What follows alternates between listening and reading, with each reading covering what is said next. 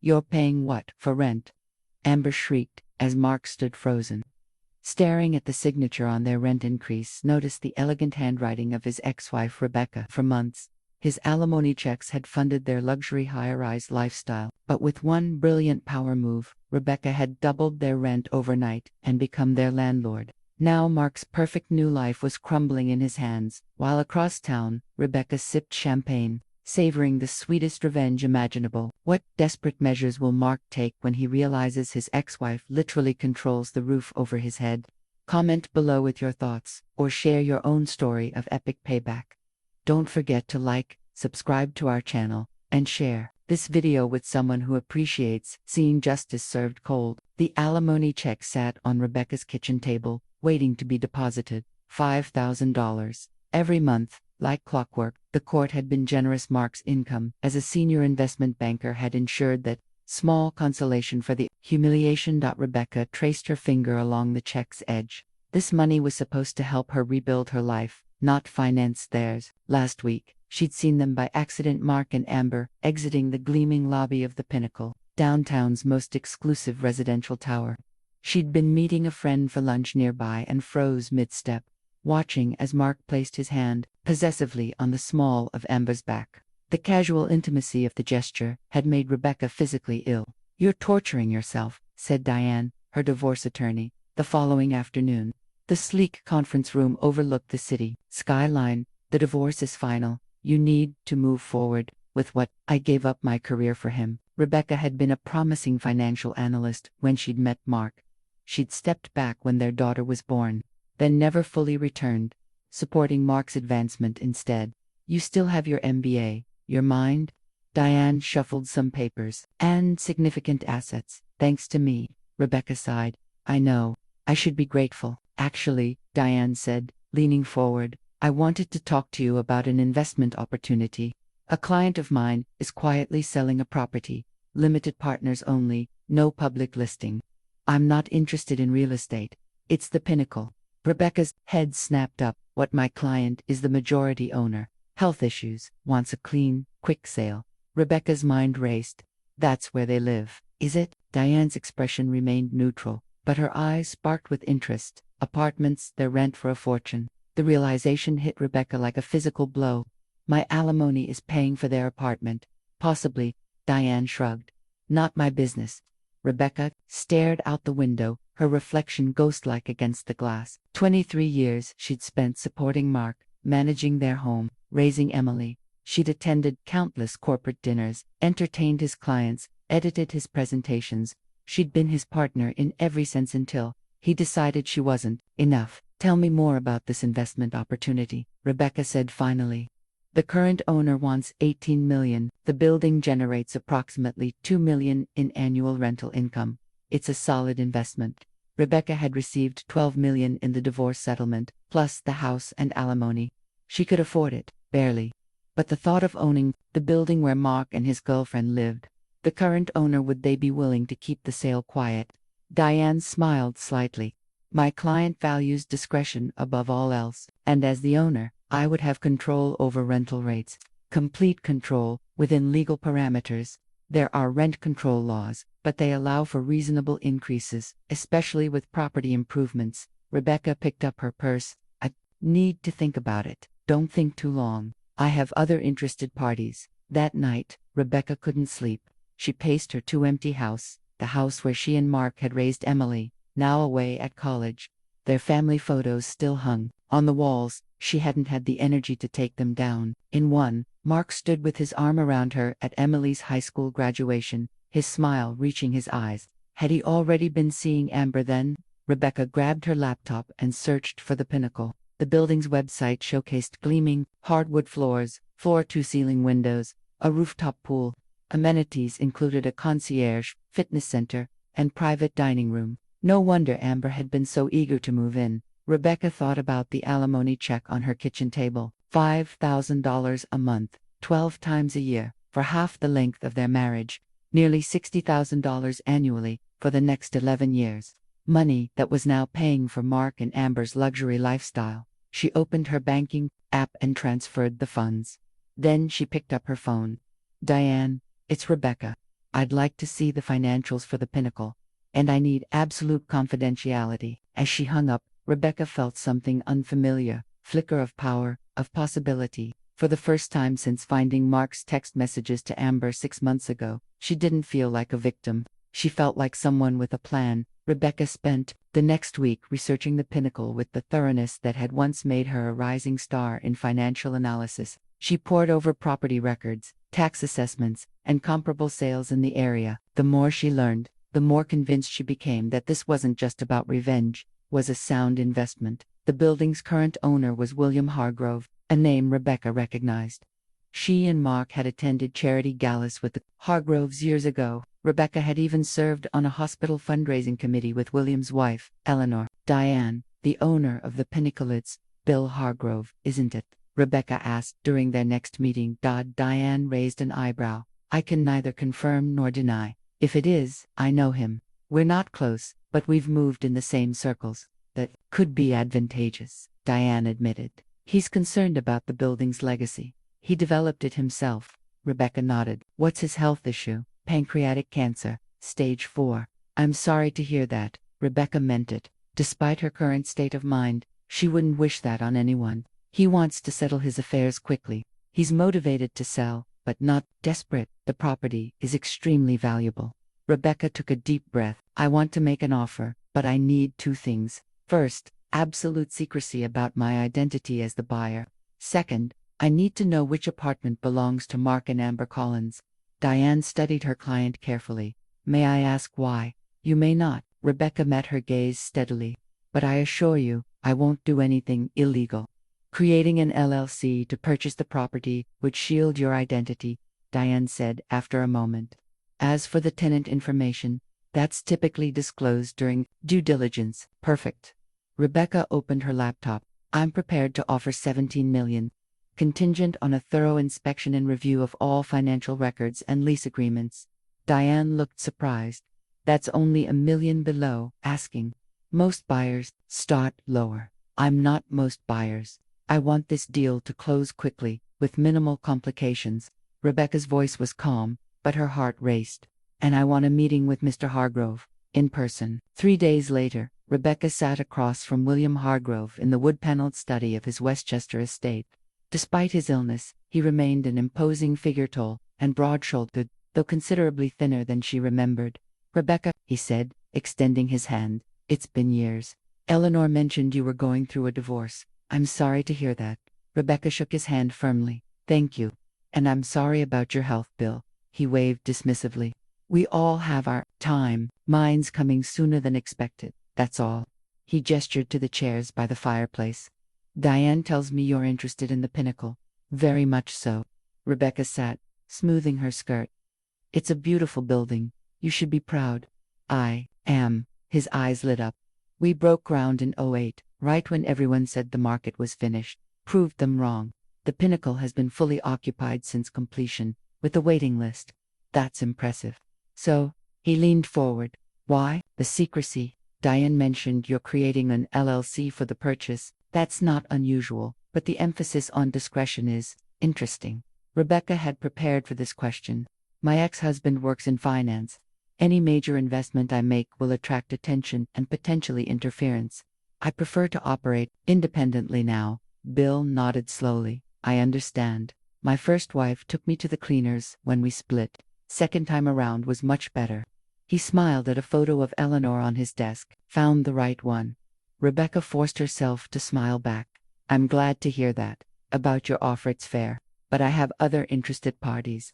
I'm prepared to pay in cash, Rebecca countered. And close within 30 days. Bill's eyebrows rose. That's aggressive. I believe in moving decisively when an opportunity presents itself. He studied her for a long moment. You know, I always told Eleanor you were wasted as a banker's wife. You had a sharpness about you. Rebecca inclined her head. Thank you. There's something you're not telling me, he said finally. Something about why you want this particular building. Rebecca hesitated, then decided on a partial truth. My ex-husband lives there with his girlfriend, the woman he left me for. Bill threw back his head and laughed, a rich sound that ended in a cough. Now that's motivation. Planning to evict them. Nothing so dramatic. I simply like the idea of being their landlord. Rebecca kept her tone light. And it's genuinely a good investment. That it is. Bill nodded, his expression becoming serious. Eleanor will be relieved to know it's going to someone who'll care for it properly, not some faceless corporation. I'll treat it as the premium property it deserves to be. Then we have a deal. He extended his hand again. 17 million, cash, 30-day close. I'll have my attorneys draft the paperwork. As they shook hands, Rebecca felt a surge of exhilaration. The first phase of her plan was in motion. One more thing, Bill added. I'll make sure you get complete access to all tenant files, including apartment 2101. Rebecca's surprise must have shown on her face. Bill smiled. Corner unit, south and east exposure, incredible views. Your ex has good taste, I'll give him that. Though clearly not when it comes to wives. Mark, have you seen my Louboutins? The red ones, Amber called from the walk-in closet of their apartment at the Pinnacle. Mark looked up from his laptop, irritation flashing across his face. How would I know where your shoes are? You moved them last week when you were looking for your cufflinks. Amber emerged, wearing only a silk slip, her blonde hair cascading over her shoulders. At 26 she was exactly half Mark's age, a fact that had thrilled him when they began their affair, but now occasionally gave him pause. I have the Henderson presentation in an hour, he said, returning to his screen. Can't this wait? Amber's lower lip jutted out in the pout that had once seemed adorable, but was growing tiresome. Fine, I'll just wear the black ones to dinner with Melissa. Mark sighed. Melissa was Amber's best friend, another 20-something with expensive tastes and no visible means of supporting them. Another dinner at Tableau. That's the third time this month. Is that a problem? Amber's voice took on an edge. Those dinners cost $500. You said money wasn't an issue when we moved in here. She gestured around their apartment, with its floor-to-ceiling windows overlooking the city. You're the one who wanted the luxury lifestyle. Mark bit back a retort. She was right. He had promised her the world when convincing her to leave her fiancé. The apartment at the Pinnacle had been part of that promise, a fresh start, away from the suburban home he'd shared with Rebecca. Rebecca. Her name still brought a complicated mix of emotions. 23 years was a long time to share a life with someone. Sometimes, in quiet moments like this, he wondered if he'd made a mistake. The money isn't the issue, he lied. I just thought we might have dinner together tonight. Amber's expression softened. She crossed the room and perched on the arm of his chair. Tomorrow night, I promise. We'll stay in, open some wine. She trailed her fingers along his neck. Mark felt himself responding despite his annoyance. This physical chemistry, this was why he'd risked everything. The way Amber made him feel young again, desired again. Rebecca had stopped looking at him that way years ago, too consumed with their daughter, their home, the endless social obligations of a banker's wife. Fine, take the credit card. He nodded toward his wallet on the counter. Amber kissed him quickly, then bounced toward the wallet. You're the best. Oh, the alimony check came yesterday. Did you deposit it? Mark's jaw tightened. Yes, good. We need it for next month's rent. She disappeared back into the bedroom, calling over her shoulder. Can you believe they charge $6,000 for this place? It's highway robbery. The mention of alimony soured Mark's mood again.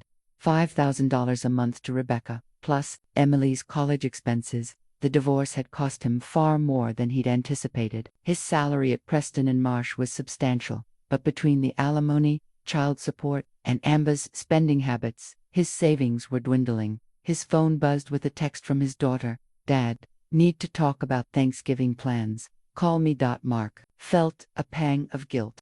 Emily had taken the divorce hard, barely speaking to him for months. She was civil now, but their once close relationship remained strained. Another casualty of his midlife crisis. What does Rebecca even do with all that money anyway? Amber asked, returning to the living room now, fully dressed, the red shoes, mysteriously found. It's not like she has expenses. She got the house free and clear. That's none of our business, Mark said sharply. Amber rolled her eyes. Whatever. You never want to talk about her, because she's my past. You're my future. The words came automatically now, practiced. Then stop acting like writing her a check physically pains you. Amber grabbed her purse. She probably remarries some rich guy anyway. She's still hot, for her age. Mark felt a flare of something jealousy at the thought of Rebecca with someone else. She's not interested in dating. Emily would have mentioned it. Maybe she's just not telling Emily. Amber checked her reflection in the mirror by the door. I'd be out there living my best life if some guy had to pay me $5,000 a month. Rebecca's different, Mark said, remembering his ex-wife's quiet dignity throughout the divorce proceedings. She hadn't fought dirty, hadn't dragged his name through the mud, though she could have. She'd simply looked at him with those sad eyes, and asked, was it worth it? Different, boring, you mean, Amber muttered. That's enough. Mark's tone was sharper than intended. Amber stared at him, surprise turning to calculation. Oh my God, you still have feelings for her. Don't be ridiculous. Then why are you defending her?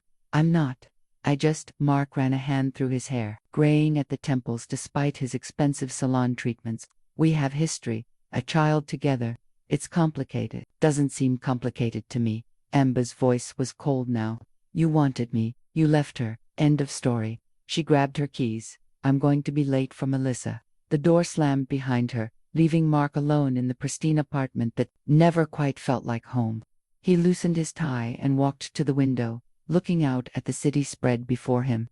From this height, everything looked small, manageable. Up close, his life felt increasingly like something he couldn't control. His phone buzzed again. Emily. He should call her back instead. He poured himself a scotch, though it wasn't yet noon. Just one. To take the edge off before the Henderson presentation. Just one. To quiet the voice in his head asking if the view was worth the price. Rebecca signed her name on the final document, the weighted pen smooth in her hand. Across the conference table, Bill Hargrove's attorney nodded with approval.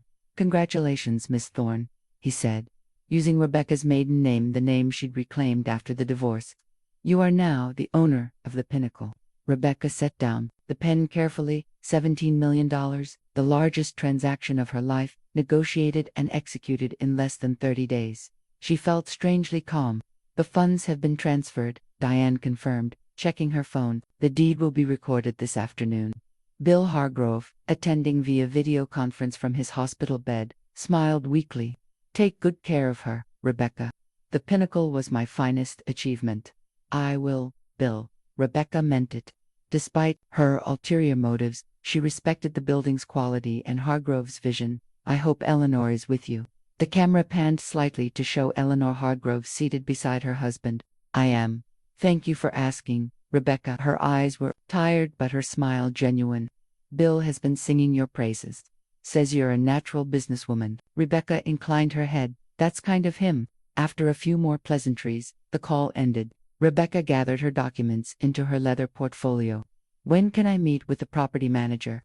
Mr. Davis is waiting for you at the building, Diane replied. He's been informed of the ownership change but not your identity. That information is limited to this room, as requested. Perfect. Rebecca stood, smoothing her charcoal suit. Thank you, Diane. Your discretion has been invaluable. Just doing my job. Diane's expression softened slightly. Though I must admit, this has been one of my more satisfying transactions. An hour later, Rebecca stood in the manager's office, at the Pinnacle. The space was sleek and efficient, like the man who occupied it. Thomas Davis was in his 50s, with silver hair and alert eyes behind fashionable glasses. Ms. Thorne, he said, extending his hand, a pleasure to meet you. I've managed the Pinnacle since it opened. Mr. Hargrove spoke highly of you, Rebecca replied, taking the offered seat. Bill built something special here. Davis's affection for the previous owner was evident. We all hoped he'd beat the odds, as did I, Rebecca said softly. I've promised to maintain his standards. Davis nodded, seemingly satisfied. What can I tell you about the property? I assume you've reviewed the financials. I have. The Pinnacle appears exceptionally well run. Rebecca leaned forward slightly. I'm particularly interested in the tenant roster, of course. Davis turned to his computer. We're fully occupied, with a waiting list of 37 potential tenants. Our retention rate is 92%, well above market average. Impressive, Rebecca said. And the current tenants, could I see detailed information on them? If Davis found the request unusual, he didn't show it. Certainly. I've prepared files on all 48 units. He slid a tablet across the desk.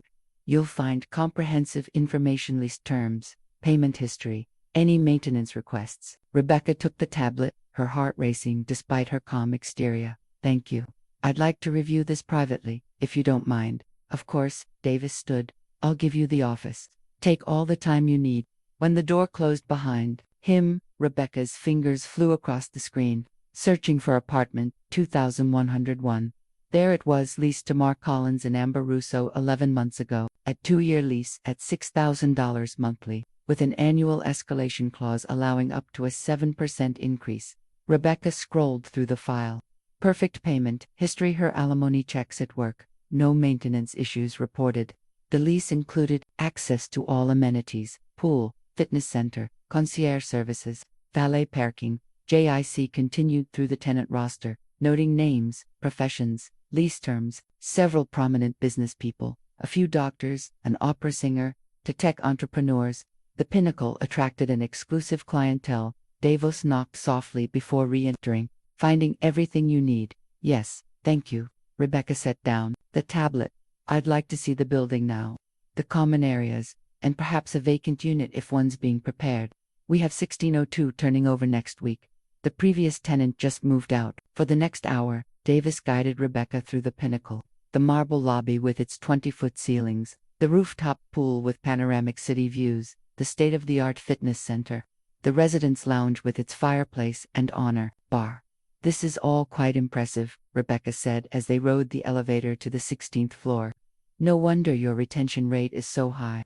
We pride ourselves on service, Davis replied. Our concierge staff is available 24 hours. We offer everything from dog walking to dinner reservations. Apartment 1602 was smaller than 2101 would be, but still luxurious hardwood floors, granite countertops, floor-to-ceiling windows. Rebecca walked through it slowly, imagining Mark and Amber in a similar space, enjoying the fruits of her settlement.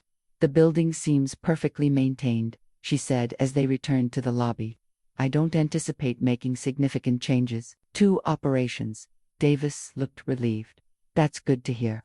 New owners often want to put their stamp on properties immediately. I believe in respecting what works.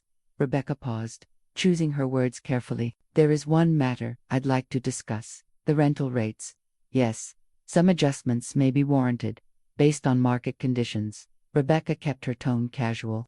I'll review the lease terms unit by unit and provide specific instructions. Of course, that's your prerogative as owner. Davis hesitated, though I should mention that substantial increases might affect our retention rate. I understand. I'll be strategic. Rebecca extended her hand. Thank you for the tour, Mr. Davis. I look forward to working with you. As she left the Pinnacle, Rebecca glanced up at the building's gleaming facade, counting floors until her eyes reached the 21st. Somewhere up there, Mark and Amber were living their new life, unaware that the ground beneath them had just shifted. For the first time since signing the divorce papers, Rebecca smiled without forcing it. The second phase of her plan was about to begin. Rebecca sat at her dining room table, laptop open, files spread around her. She'd been reviewing the lease agreements for every tenant in the Pinnacle, making careful notes about renewal dates, current rates, and market comparables. Most units would receive modest increases 3 to 5%, standard for luxury properties in the area, but apartment 2101 required special consideration. Rebecca opened a new document and began to type, Dear valued tenant, please be advised that ownership of the Pinnacle has recently changed. Hardgrove Properties LLC has transferred all interests to Thorn Investments LLC, effective immediately.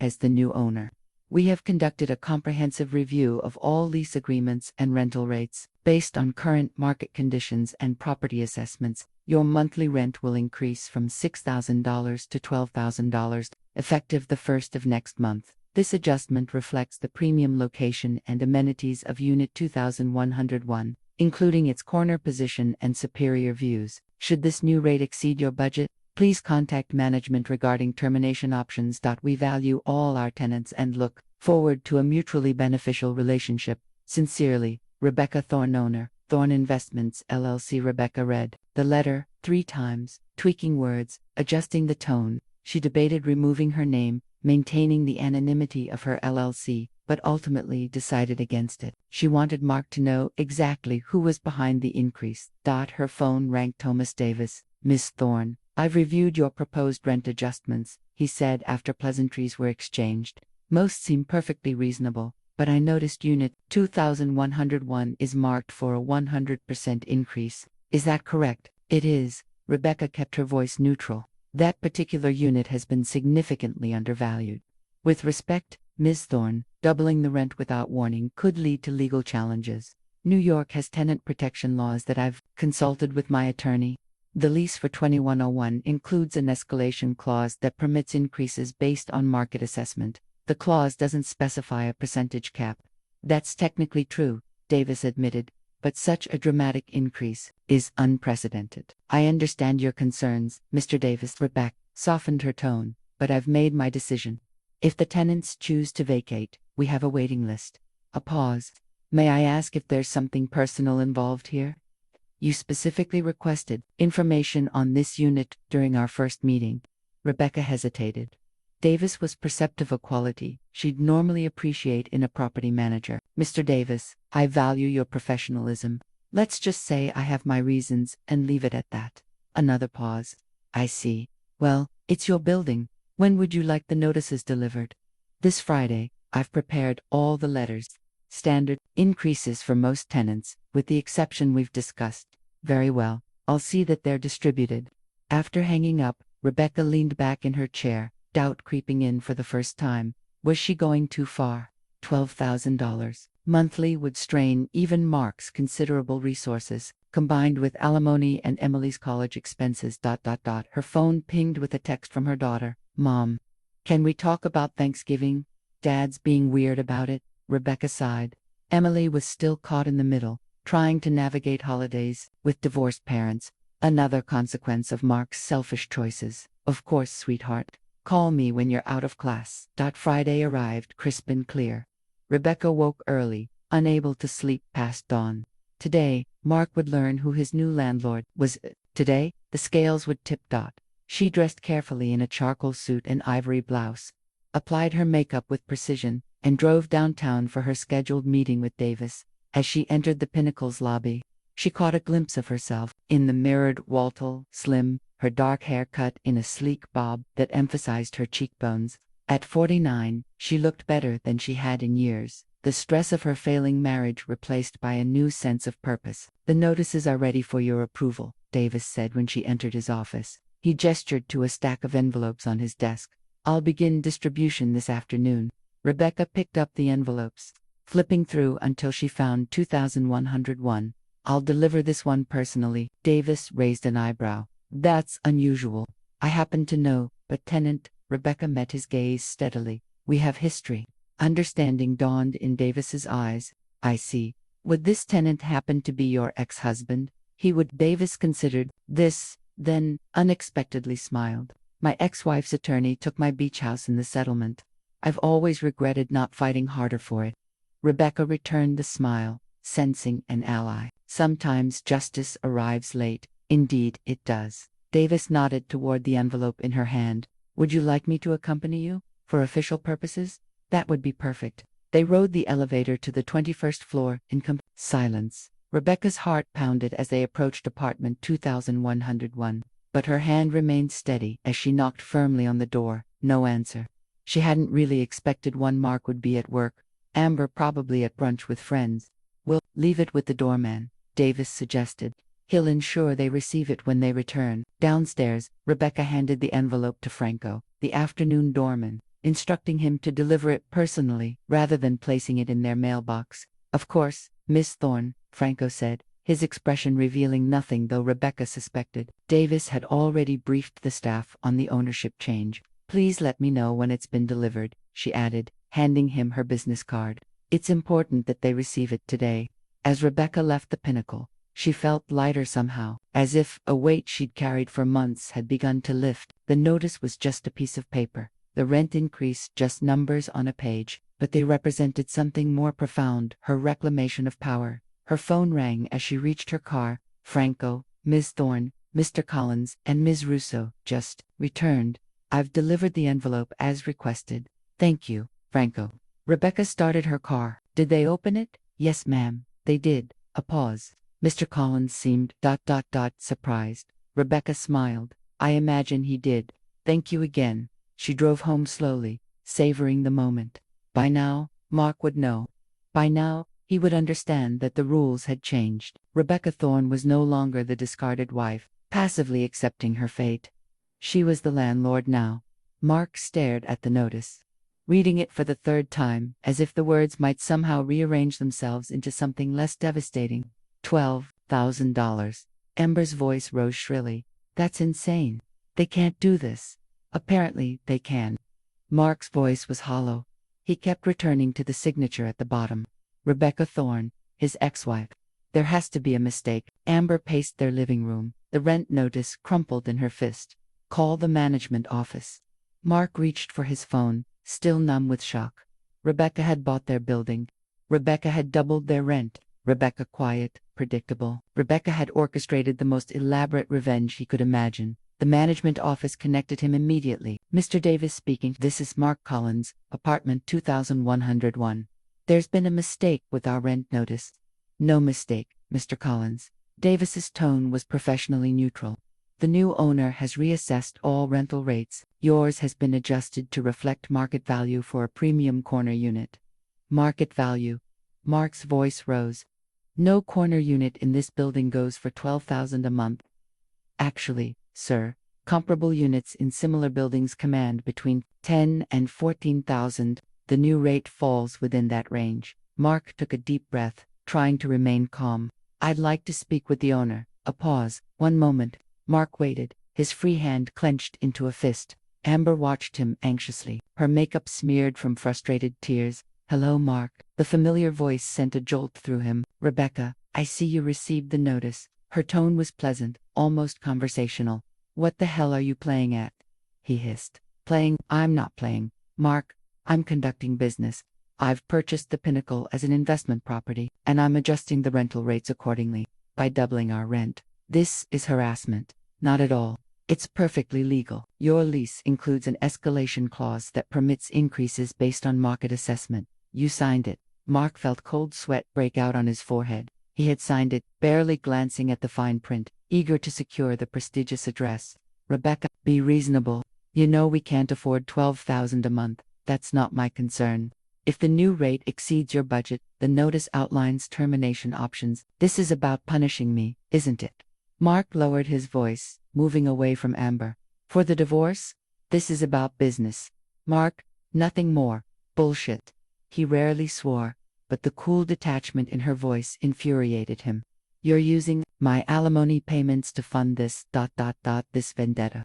Actually, Rebecca replied, I'm using the settlement money. The money I received for half of our marital assets I helped build during our 23-year marriage, while I worked 60-hour weeks. Yes, Mark, while you worked 60-hour weeks, I raised our daughter, maintained our home, supported your career, entertained your clients, and put my own ambitions aside. Her voice remained steady.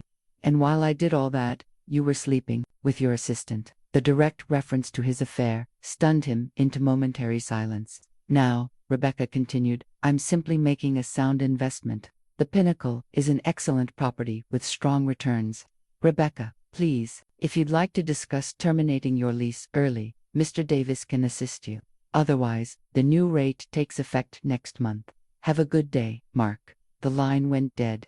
Mark lowered the phone slowly. Well, Amber demanded. What did they say? Can they really do this? They can. Mark sank onto the sofa. And they will. They who bought this place? Mark looked up at her, still struggling to process what had happened. Rebecca, my ex-wife bought our building. Amber stared at him, comprehension dawning slowly. Your ex. The boring housewife. She was never boring, Mark said quietly. I just stopped paying attention. So this is what her revenge. Using alimony to screw us over. It's not the alimony. It's her settlement money. Same difference. Amber threw up her hands. It's still your money. No, Mark said. The truth of it hitting him fully for the first time. It was our money. Mine and hers. She earned her half. I can't believe this. Amber's voice rose to a near scream. We have to fight it. Call a lawyer. I already did. Mark gestured to the notice, still clutched in her hand. There's nothing illegal about what she's done. The lease permits the increase. Then we'll move. Find somewhere else. With what deposit? We've been living paycheck to paycheck for months. It was a painful admission. Mark had been hiding their financial strain from Amber, unwilling to curb her spending or acknowledge his diminished circumstances post-divorce. That's not possible. You make like $1 million a year. I make 300,000. After taxes, alimony, Emily's college expenses, and your shopping habit, there's not much left. My shopping habit. Amber's eyes narrowed dangerously. You're the one who promised me this lifestyle. I know, I'm sorry. And he was, though not entirely for the reasons Amber assumed. He was sorry for the cascade of poor decisions that had led him here, betraying Rebecca, disrupting Emily's life, pretending he could afford the trappings of his former existence. So what do we do? Amber's voice had dropped, fear replacing anger. Mark stared out the floor-to-ceiling windows at the city spread below them. The view that had seemed worth any price now felt like a taunt. We have choices to make, he said finally. None of them good. His phone pinged with a text. Emily. Dad finally talked to Mom about Thanksgiving. She says I should spend it with you this year since she'll have me for Christmas. That okay? Mark closed his eyes briefly. Even now, after everything, Rebecca was being fair about their daughter. It made his current predicament all the more humiliating. Mark. Amber's voice interrupted his thoughts. What choices? He looked at her beautiful young, selfish Amber, the woman he'd thrown away his marriage for, the fantasy that was rapidly collapsing under the weight of reality. We can pay the increased rent, which means cutting back drastically on everything. Else, we can break the lease and move somewhere cheaper. Or, he hesitated, I can try to talk to Rebecca. Appeal to whatever feelings she might still have for me. You think she has feelings for you? Amber laughed bitterly. She just screwed us over spectacularly. I'd say her feelings are pretty clear. Mark said nothing. The truth was more complicated than Amber could understand. He and Rebecca shared history, a child, decades of intertwined lives, and somewhere beneath his shock and anger, a small part of him admired what she'd done. Rebecca Thorne, it seemed, was full of surprises. You did what? Jill nearly choked on her martini. Rebecca smiled slightly, stirring her own drink. They were seated in a quiet corner of Lavender, their favorite wine bar, where they'd met every Friday for the past 20 years. I bought the Pinnacle, Rebecca repeated. The building where Mark and Amber live. And doubled their rent. Jill shook her head in disbelief. You magnificent bitch. Is it too much? Rebecca asked, a flicker of doubt crossing her face. Sometimes, I wonder if I've gone too far. Too far, Jill scoffed. He left you for his 20-something assistant after you gave him the best years of your life. If anything, you've been remarkably restrained. Rebecca sipped her drink. It wasn't just about revenge. It's a sound investment. Of course it is, Jill waved dismissively. But don't pretend you didn't enjoy signing that rent increase. I did, Rebecca admitted, more than I expected to. So what happens now? Will they move out? I don't know. Mark called, furious at first, then almost pleading. I remained professional. Good. Don't let him manipulate you. That's his specialty. Rebecca nodded. She'd spent the afternoon replaying their conversation, analyzing every word, every inflection in Mark's voice. The anger she'd expected, the hint of admiration had surprised her. Emily texted about Thanksgiving, she said, changing the subject slightly. She spent it with Mark. And how do you feel about that? Fine, actually. I'll have her for Christmas. Rebecca smiled. Besides, I suspect Thanksgiving at Mark's might be rather tense this year. Speaking of Emily, does she know what you've done? Not yet. Rebecca sighed. I'm not sure how to tell her. She might surprise you. Emily's smart. She knows what her father did. Still, she loves him. I don't want to put her in the middle. Jill reached across the table, squeezing Rebecca's hand. You're a good mother. Always have been. Rebecca's phone buzzed with a text from Davis. Mr. Collins inquiring about early termination options. Shall I proceed with standard terms? They're considering moving out, Rebecca said, showing Jill the message. Are you disappointed? Rebecca considered the question. No. Either outcome works for me. If they stay, they'll pay market rate for the privilege. If they leave, I've disrupted their comfortable arrangement. There's my cold-blooded financial analyst. Jill grinned. I've missed her. Rebecca texted back. Standard terms acceptable. Keep me informed. You know, Jill said thoughtfully. Buying that building might be the best thing you've done for yourself since the divorce. You seem ... revitalized. I feel it, Rebecca admitted. For months after Mark left, I was just going through the motions. Now I have purpose again. Beyond making your ex-husband squirm.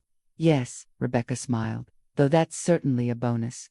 Their conversation shifted to other topics: Jill's promotion, Rebecca's mother's health, a mutual friend's daughter's wedding, but Rebecca found her thoughts returning to the pinnacle, to the strange sense of rightness she felt at owning it. Later that evening, as Rebecca was preparing for bed, her phone rang. Emily. Hi, sweetheart. She answered warmly. Mom. Emily's voice was tight. Did you really buy Dad's apartment building? Rebecca sat on the edge of her bed. I did. How did you find out? Dad told me. He's freaking out. I'm sorry you're caught in the middle of this, Em. Why did you do it? No accusation in her daughter's tone, just genuine curiosity. Rebecca considered her answer carefully. It started as a way to regain some control after the divorce. But it's become more than that: a solid investment, a new direction, and doubling their rent. That was personal, Rebecca admitted. Not my proudest moment. To her surprise, Emily laughed. Actually, I think it's kind of badass. You do.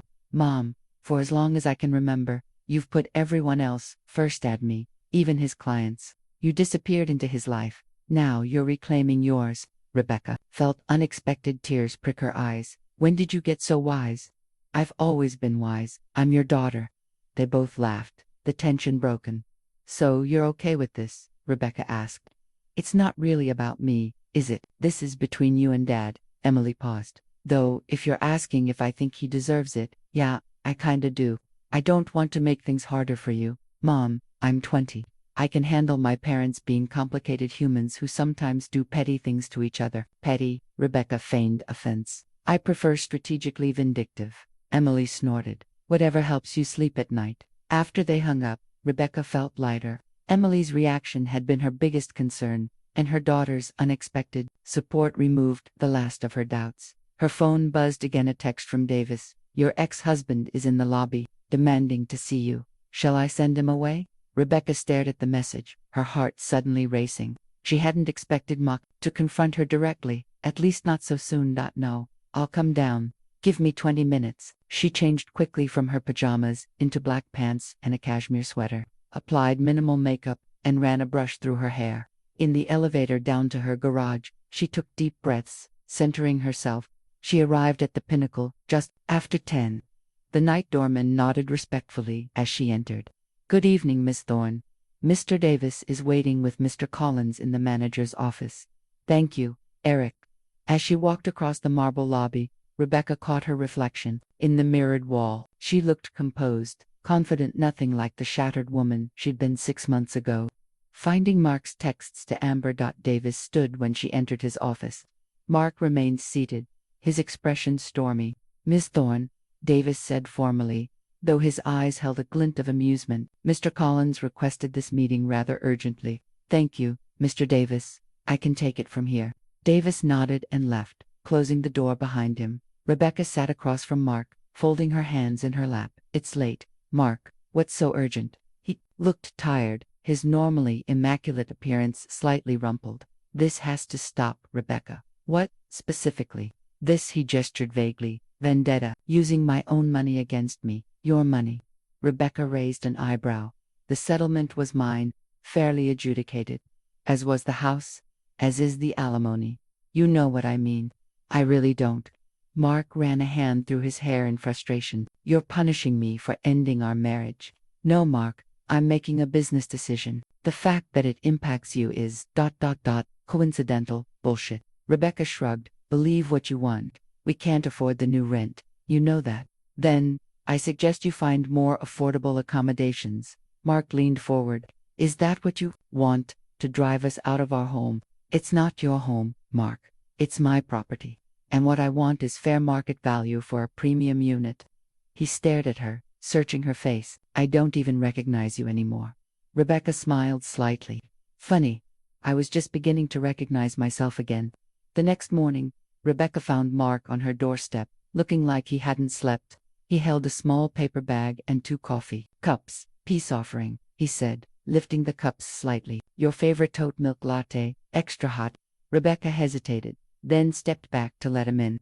The house had been theirs once. Mark had chosen the kitchen tile, built bookshelves in Emily's room, planted the Japanese maple in the backyard. Now he looked like a visitor in a museum of his former life, careful not to touch anything. You look terrible, she observed, accepting the coffee. Didn't sleep. He set the paper bag on the kitchen counter. Chocolate croissants, still warm.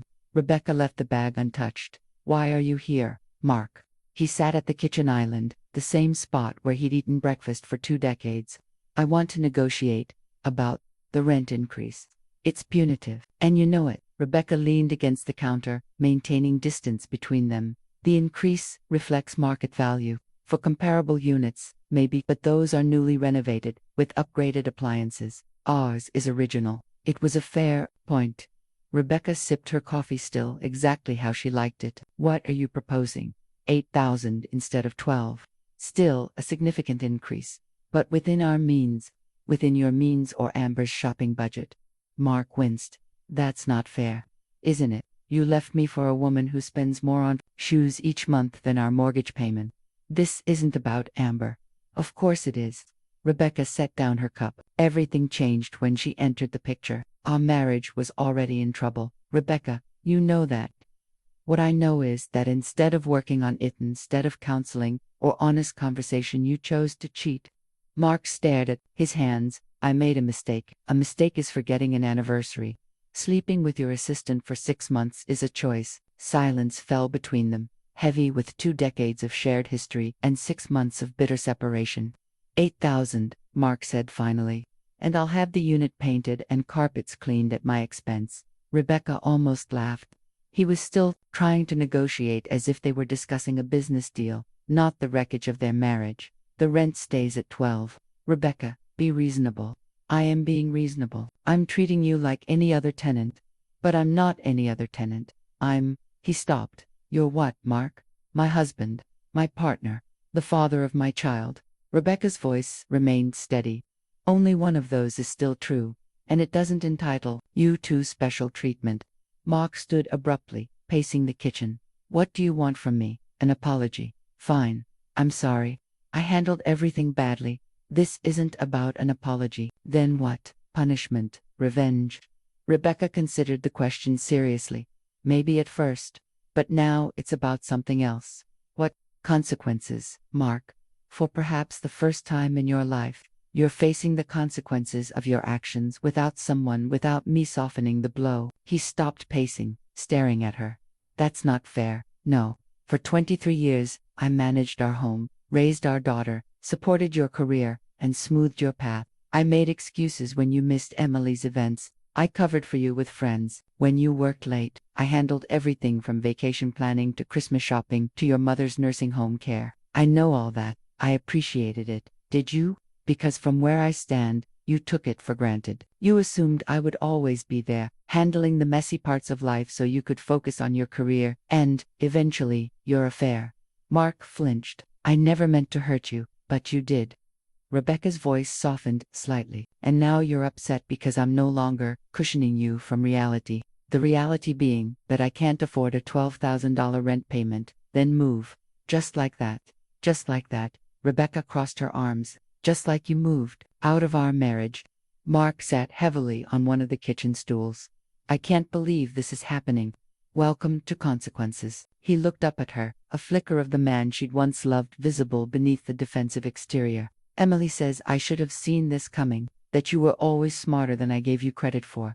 Despite herself, Rebecca smiled. Emily knows me well. She's proud of you, you know. Said you were, what was the phrase? Reclaiming your badass self. That sounds like our daughter. She's right, Mark sighed. I underestimated you, during the marriage and after. Rebecca said nothing, unwilling to make this easier for him. 9,000, he said after a moment. Final offer, and I'll agree to a 3-year lease with 7% annual increases. It was actually a reasonable proposal, the kind Rebecca might accept from any other tenant. I'll consider it, she said finally. On one condition. Name it. You tell me the truth, not what you think I want to hear, not what makes you look better, the truth. Mark hesitated, then nodded. Fair enough. Why her? Why Amber? He looked surprised by the question. I expected you to ask why I cheated, not why I chose her specifically. I know why you cheated, Mark.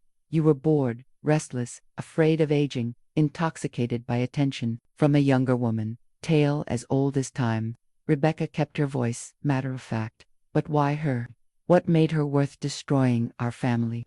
Mark stared out the window for a long moment. She made me feel important, he said finally. Everything I said fascinated her. Every decision I made was brilliant. Every story was entertaining. And I didn't make you feel that way. Not anymore. He met her eyes. Early in our marriage, you looked at me like I was everything. Somewhere along the way, that changed. Because I saw you clearly, Mark. The good and the bad. That's what happens in a real relationship. The initial idealization fades, replaced by something deeper but less intoxicating. I know that now. He ran a hand through his hair. Amber's already starting to see my flaws. The shine is wearing off. And you're surprised? No. Yes. I don't know. He looked genuinely confused. I think I expected to feel young forever with her. Instead, I just feel old and increasingly irrelevant. Despite everything, Rebecca felt a flicker of sympathy. Mark had always defined himself through others' perceptions, his clients' respect, his colleagues' admiration, her support, and now Amber's adoration. As those reflections changed, he lost his sense of self. 9,000, she said, returning to the negotiation.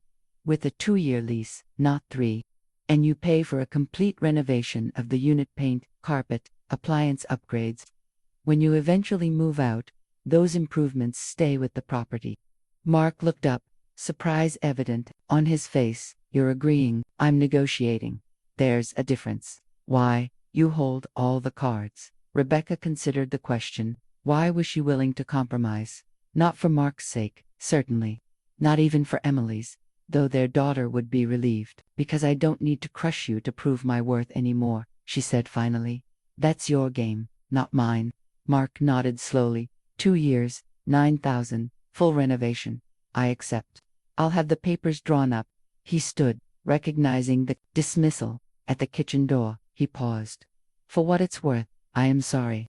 Not just for the affair, but for taking you for granted all those years. Rebecca met his gaze steadily. I know, but it doesn't change anything. No, he agreed quietly. I suppose it doesn't.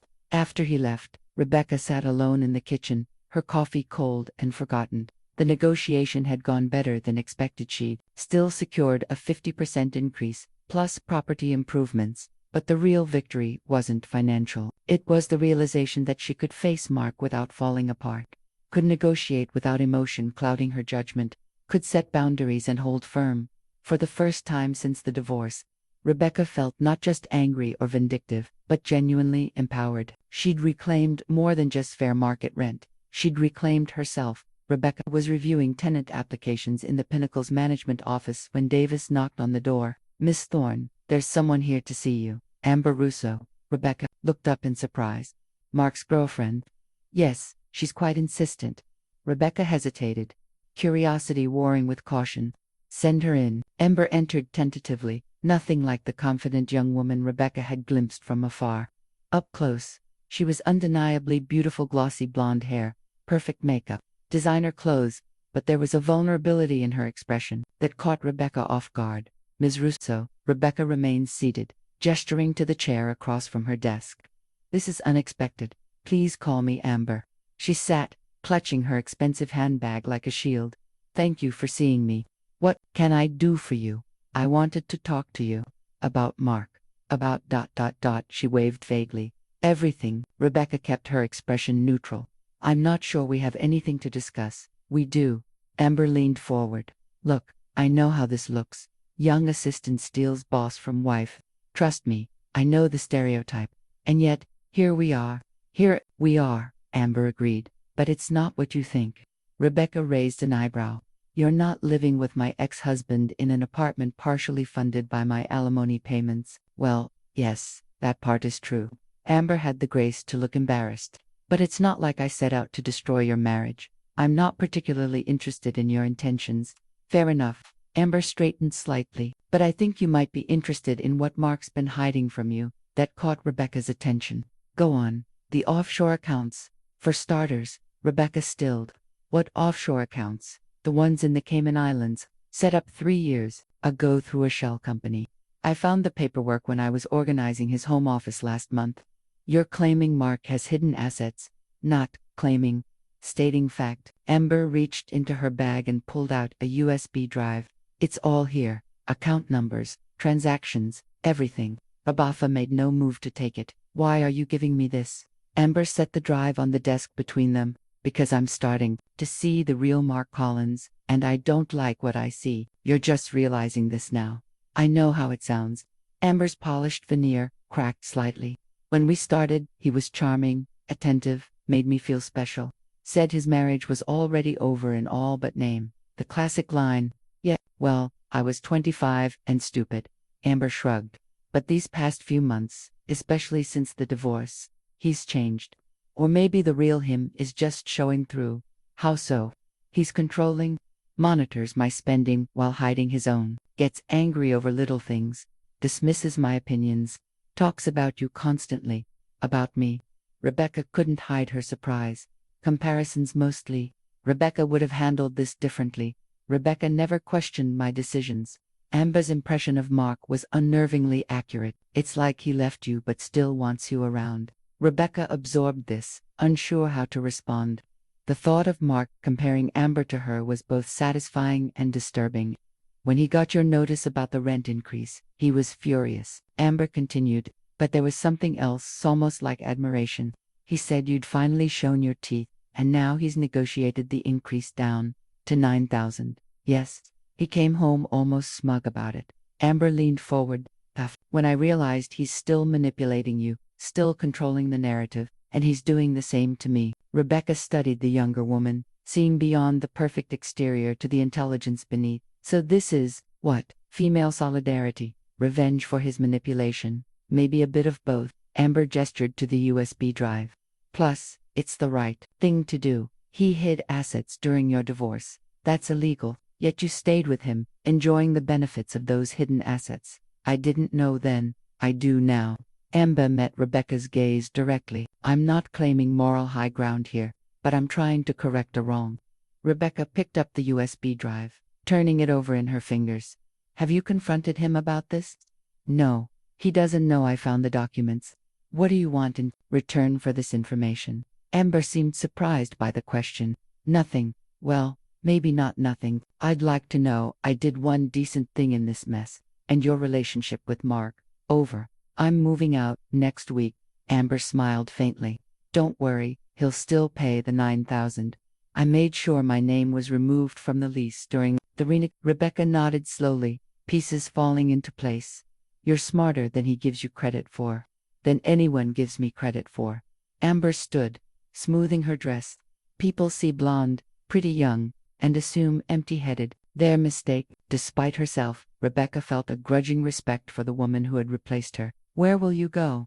I've been saving. Contrary to what Mark thinks, I haven't spent every penny on shoes.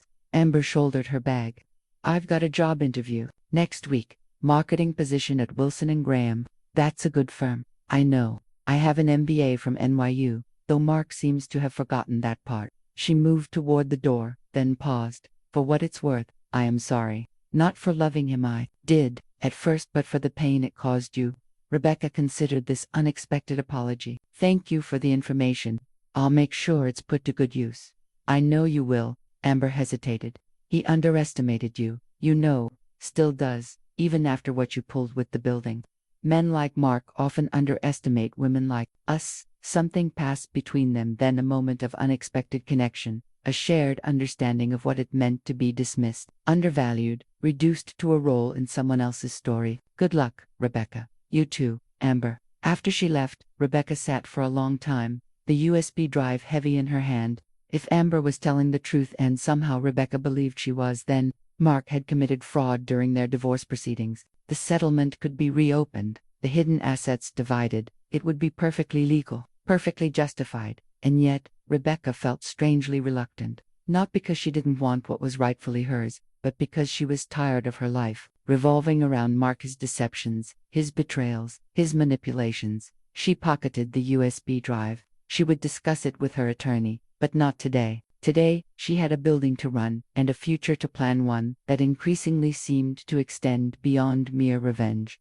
The restaurant was Rebecca's choice, an upscale steakhouse downtown. Neutral territory. Mark arrived precisely on time, immaculately dressed in a charcoal suit that Rebecca recognized as new. He'd lost weight since the divorce, his face slightly gaunt beneath his tan. "You look well," he said as he slid into the booth across from her. "Thank you." Rebecca wore a simple navy dress, her hair swept into a sleek up. She'd debated canceling this meeting a dozen times since Diane had confirmed the existence of Mark's offshore accounts, but ultimately decided a face-to-face confrontation was necessary. "I was surprised to get your call," Mark continued. "I thought our negotiations were concluded. This isn't about the apartment." Rebecca waited as the waiter poured water and recited the specials. After he left, she reached into her bag and placed a folder on the table between them. "What's this?" "Documentation of the assets you failed to disclose during our divorce proceedings." Mark's expression froze, his hand halfway to his water glass. "I don't know what you're talking about." "Cayman National Bank. Account opened 3 years ago under Meridian Holdings, LLC. Rebecca kept her voice conversational, though her heart hammered against her ribs. "Initial deposit of $2 million, current balance approximately $3.8 million. Where did you get this information?" Mark's voice was tight, his earlier composure evaporating. "Does it matter? It's accurate, isn't it?" He glanced around the restaurant, then leaned forward. "Rebecca, this is complicated actually. It's quite simple. You committed fraud during our divorce. You deliberately concealed substantial assets that should have been considered marital property and divided accordingly. It's not what you think. It never is with you." Rebecca sipped her water. "Diane has already filed a motion to reopen the settlement. Judge Harmon was displeased to learn of your deception." Mark paled. "You've involved the courts already." "Of course, this isn't a negotiation, Mark. It's a courtesy notification." "Rebecca, please." His voice dropped to a desperate whisper. "This could destroy my career. The firm has strict ethical guidelines. You should have considered that before committing perjury." "I can explain. Save it for your attorney." Rebecca cut him off. "Mine has advised me not to discuss specifics." Mark stared at her, anger and fear warring in his expression. "Amber," he said suddenly. "She gave you this, didn't she?" Rebecca neither confirmed nor denied, unwilling to drag Amber into the confrontation. "She's gone, you know." Mark's tone was bitter now. "Moved out last week. Wouldn't say where she was going. Your relationship problems aren't my concern." "No, but you must be enjoying this." He gestured sharply. "First you buy our building, then you turn Amber against me, now this. The perfect revenge trifecta." "This isn't about revenge." "Bullshit." The word was loud enough to turn heads at nearby tables.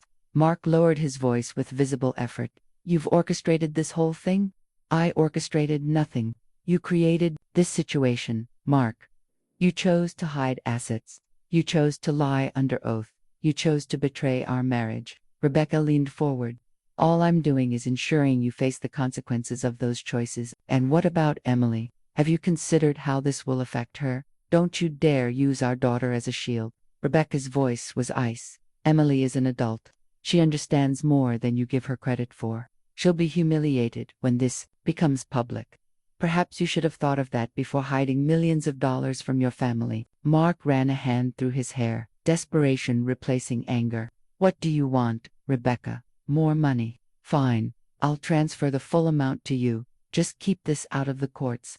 This isn't a shakedown, then what? What's your endgame here?" Rebecca studied him, the man she'd once loved, once built a life with. There was nothing left of that connection now, just the hollow shell of shared history. "Justice," she said simply. "Nothing more, nothing less. There must be something I can do." Mark's voice cracked slightly. "Please, Rebecca, I'm begging you." The plea was so unlike him, Mark Collins, who never begged, never showed weakness, that Rebecca was momentarily taken aback. "There's nothing you can do to stop the legal proceedings," she said finally. "The motion has been filed. The judge will review the evidence. The settlement will be adjusted accordingly. And my career, my reputation, those consequences are beyond my control." Mark slumped back, defeated. "You've won. Is that what you want to hear? You've completely destroyed me." "You destroyed yourself, Mark." Rebecca gathered her things. "I've lost my appetite. I think we're done here." As she stood, Mark grabbed her wrist. "Wait." Rebecca looked pointedly at his hand until he released her. I'm sorry, he said, voice barely audible, for everything, the affair, the lies, the hidden money. I know it doesn't change anything, but I am truly sorry. Rebecca studied him, searching for sincerity beneath the desperation. Are you sorry for what you did, or sorry you got caught? He had no answer to that. That's what I thought. Rebecca slid from the booth. Your attorney will be hearing from mine. She walked away without looking back, her steps steady despite the emotion threatening to overwhelm her. Outside, the cool evening air helped clear her head. She'd done what was necessary, confronted Mark directly, made the consequences of his actions clear. So why didn't she feel more satisfied? Her phone buzzed with a text from Emily. How did it go with Dad? Rebecca hesitated, then replied honestly. Difficult, but necessary. I'll call you tomorrow with details. Emily's response came quickly. Love you, Mom. Proud of you for standing your ground. Rebecca smiled despite the heaviness in her chest. Whatever happened with Mark, with the legal proceedings, with the Pinnacle and Emily, were solid. That was what mattered most. As she waited for the valet to bring her car, Rebecca noticed a familiar figure across the street. Amber, emerging from a sleek office building with a small group of professionally dressed people. She was laughing, animated, seemingly unburdened. Their eyes met briefly, and Amber offered a small nod of acknowledgement before continuing with her companions. Rebecca returned the gesture, feeling an unexpected sense of closure. Both she and Amber were moving forward, reclaiming their lives from Mark's shadow. Different paths, same direction away from a man who had underestimated them. Both. The valet pulled up with her car. As Rebecca drove home through the glittering city streets, she realized that for the first time in months, she wasn't thinking about Mark, or revenge, or even justice. She was thinking about tomorrow. The headline in the financial section of the morning paper was small, but devastating. Preston and Marsh partner under investigation for financial irregularities. The article itself was sparse on details: an internal audit, potential ethical violations, a leave of absence pending review. But Rebecca knew exactly what it meant. Mark's world was unraveling. She hadn't intended for the investigation to become public. The court proceedings to reopen the divorce settlement were supposed to be confidential, but information had a way of leaking, especially in the insular world of investment banking where reputation was everything. Rebecca's phone rang. Have you seen the paper? Her attorney asked without preamble. Just now.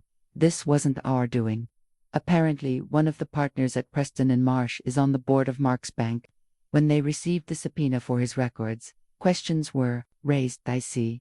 Rebecca set down her coffee. What does this mean for our case? Potentially, it strengthens our position. The firm's investigation will likely uncover additional evidence of financial misconduct, and for Mark, professionally, career suicide. No reputable firm will touch him after this. Diane paused. Are you having second thoughts? Rebecca considered the question. Was she? The goal had been justice, not destruction. I'm not withdrawing the motion, she said finally. He made his choices. Good. I'll keep you updated on the court date. After hanging up, Rebecca sat quietly, processing her mixed emotions. She didn't regret exposing Mark's deception. The hidden accounts were rightfully half hers, but she hadn't anticipated the cascade effect it would have on his professional life.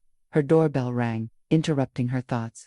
Through the peephole, she saw Emily, looking distraught. Sweetheart, what's wrong? Rebecca asked, opening the door. Emily brushed past her, waving a copy of the same newspaper. Did you see this? Dad's firm is investigating him. He could lose his job, his license, everything. I know, I just heard.